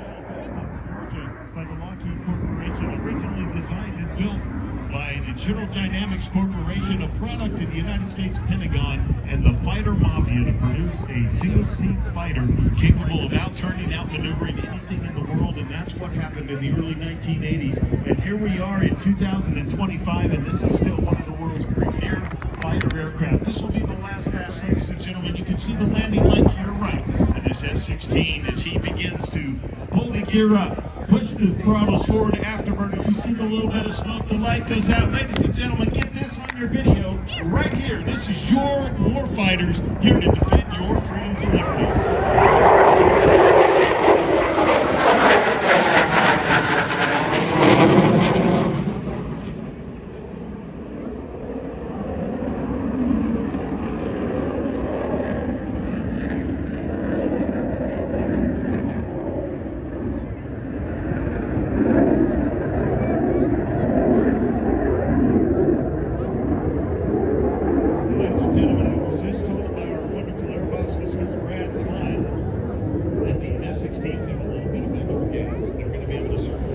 A little bit of extra gas. They're flying. They're freaking airliners. They got 2 full fuel tanks, for God's sakes. A little extra gas.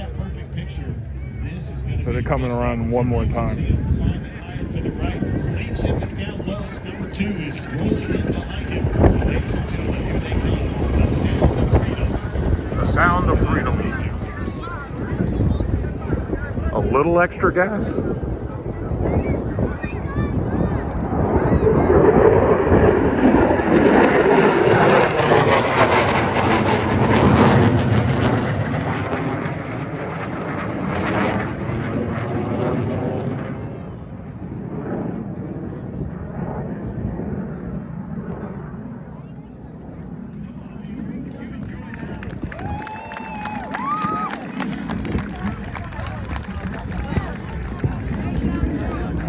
So they got the B-25, which is basically the plane Doolittle used to attack the Japanese, like when you see the movie Pearl Harbor, basically. So they were basically the revenge for Pearl Harbor. So that's a B-25.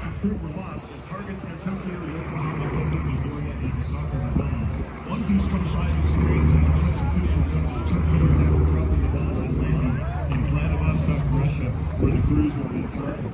Will you take around the F-15 B-25 did make it to China, but now at night in very stormy weather. Unable to find an airfield, crews bailed out or ditched their aircraft. 2 men drowned after ditching, 1 died after his parachute malfunction, and 8 were captured. 56 raiders found themselves behind Japanese lines. Friendly Chinese peasant warriors and militia assisted these airmen in evading capture. Japanese troops massacred an estimated 250,000 Chinese civilians in reprisal for the assistance given to the young American airmen. Now, ladies and gentlemen, direct your attention to the right. Here comes Pan Cheeto with one more beautiful look at this B-25.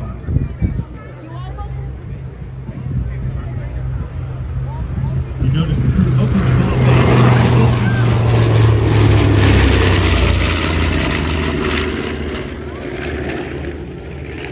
Oh, he had his bomb bay doors open and he closed them.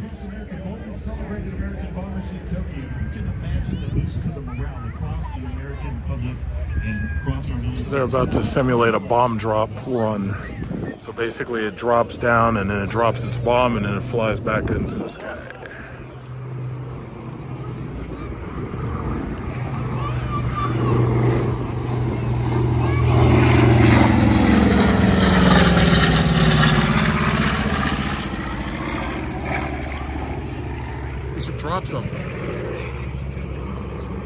guess you should drop you should drop some balloons or something. I don't know. After the show today and before and after the show.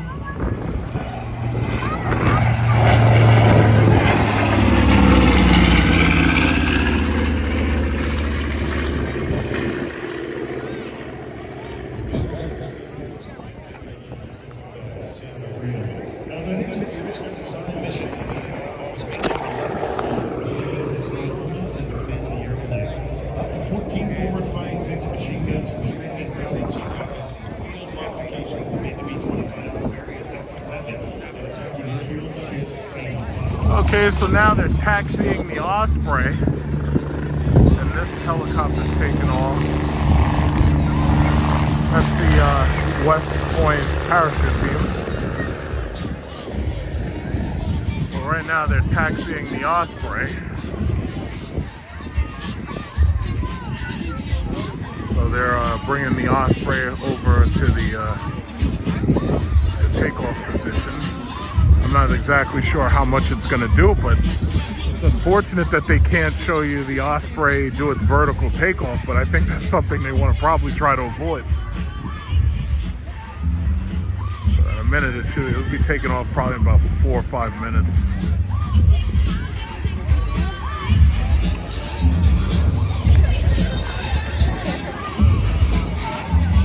This is a C-47 Skytrain troop transport.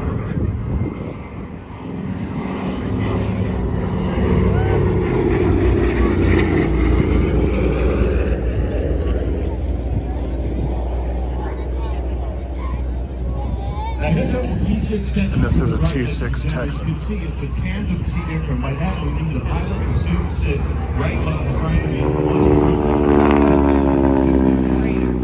the instructor in the back. You can see in this aircraft the canopy is kind of a birdcage glass canopy on top. Now I told you earlier the aircraft is known as the pilot maker. They say that the aircraft, you're not done flying the T6 Texan until the engine turns off and you're in the chocks. It actually is a little bit harder to taxi than it is to fly. It was a very challenging aircraft. The pilots would learn to fly in a single engine low wing like a PT-19. They would move forward into the PT-13, which was looks similar to this T6 that you see. And then they would advance to this T6, typically in places like Randolph Air Force Base in San Antonio, Texas. Oh my God, this umbrella. I'm just gonna. Sorry.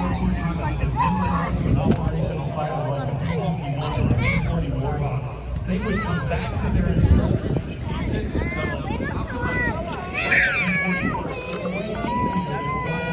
When the T6 was heavy, it was harder to fly, it was even harder to taxi, but it made very good pilots. And some of our air supremacy in World War II is right here. Ladies and gentlemen, from the left, the C-47 Skytrain and the T6 Texan right here from the left.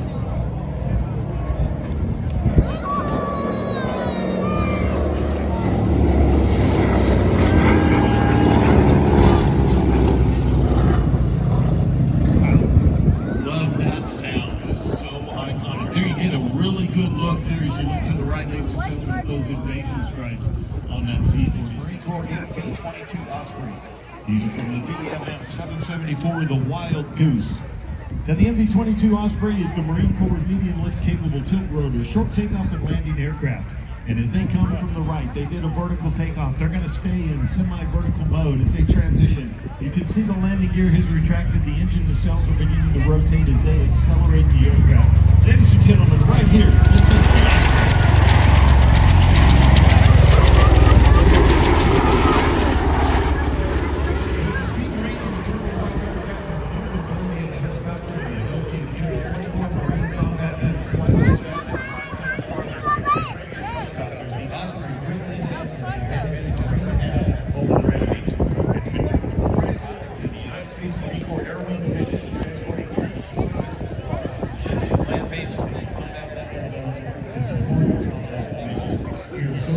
This is the Osprey, then I would imagine the F-22 is either next or it's after whatever comes next, but I think this is like second to last because it's 1:50 now. It's almost 2 o'clock, so the F-22 should be the very last show.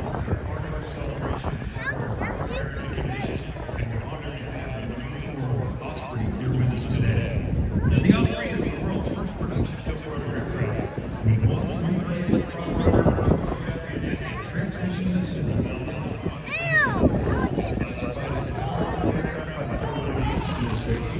For takeoff and landing, it typically operates as a helicopter within a cell that's vertical and near vertical and rotates horizontal.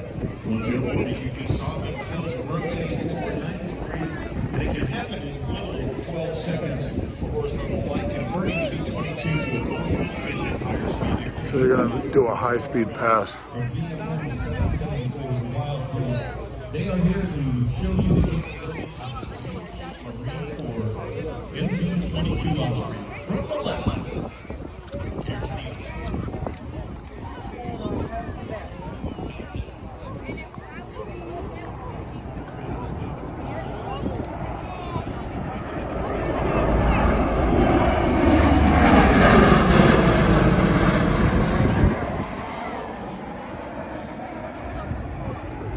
Sounds like a jet when it flies by.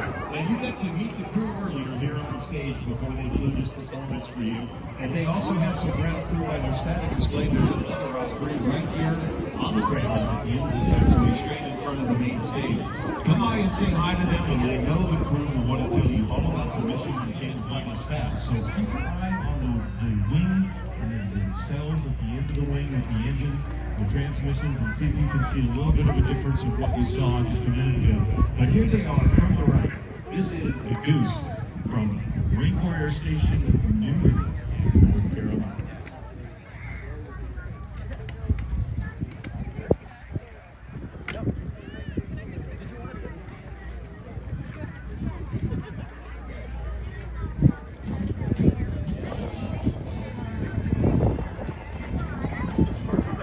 Oh God, they're starting the music, so that might give me a copyright. I hope not.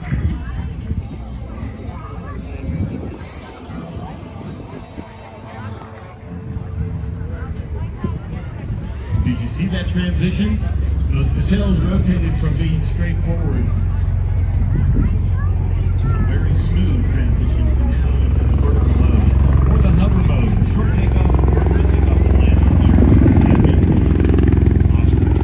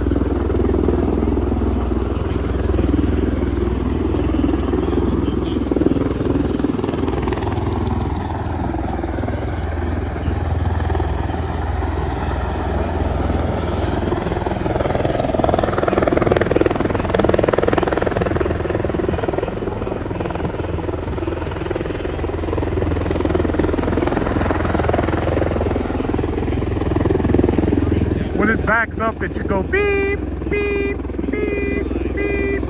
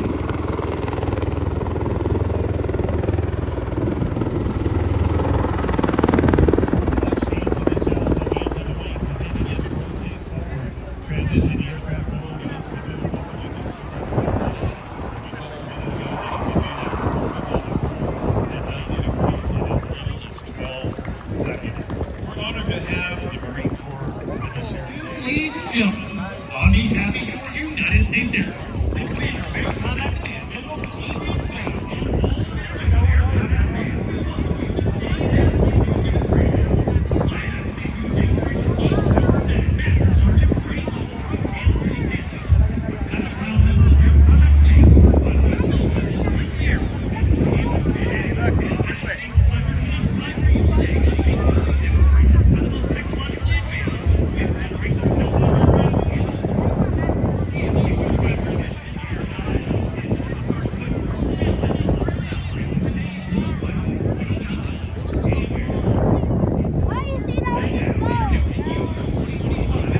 Now, they were warning us that we have to have hearing protection because it's going to be really loud. That shit got everybody to stand up.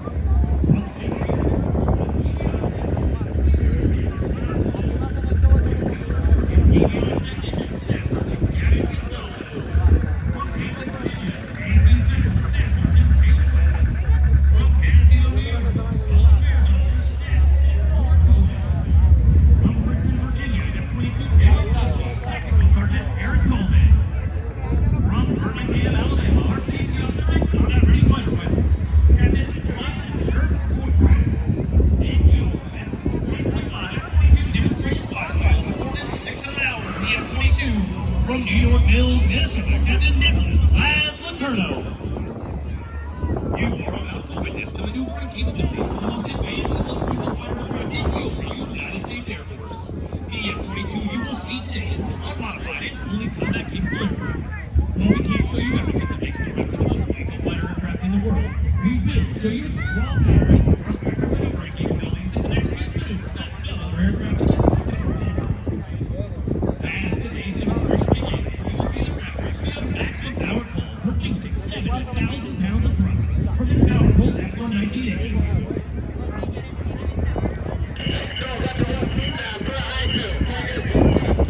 So now it's time to stand up, move forward, and get ready. The show is about to begin. Ladies and gentlemen, I present to you the feared aircraft in the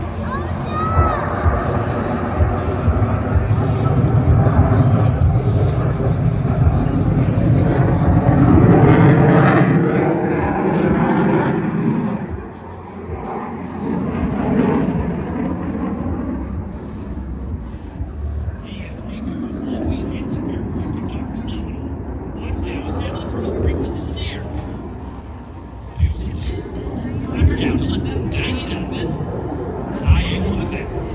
After the pass, you'll once again feel the raw power of the jet as the trail lights those into the vertical.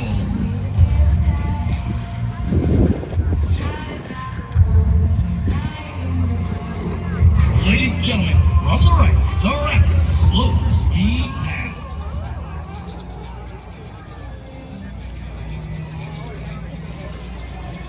Slow pass.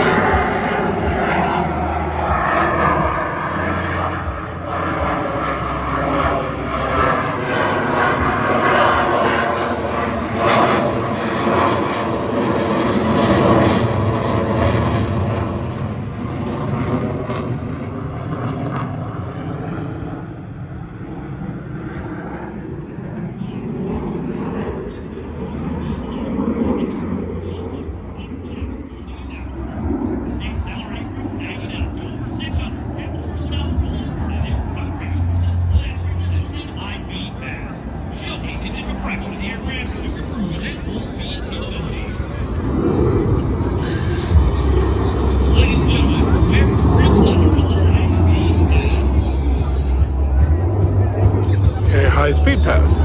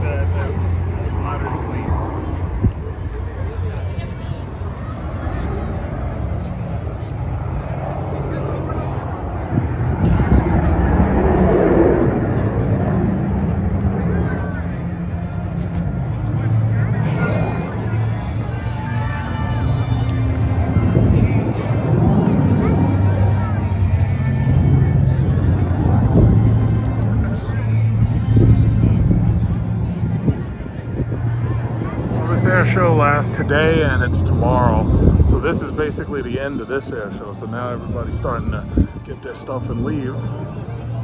But yeah, very interesting experience coming to one of these things.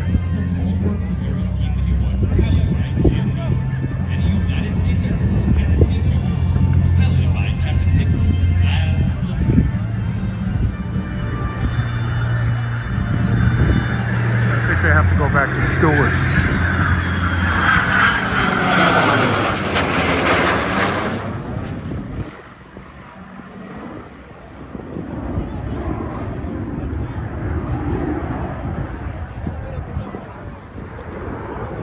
Yeah, just in case you ever wonder why with $37 trillion in debt you don't have national health care, now you know.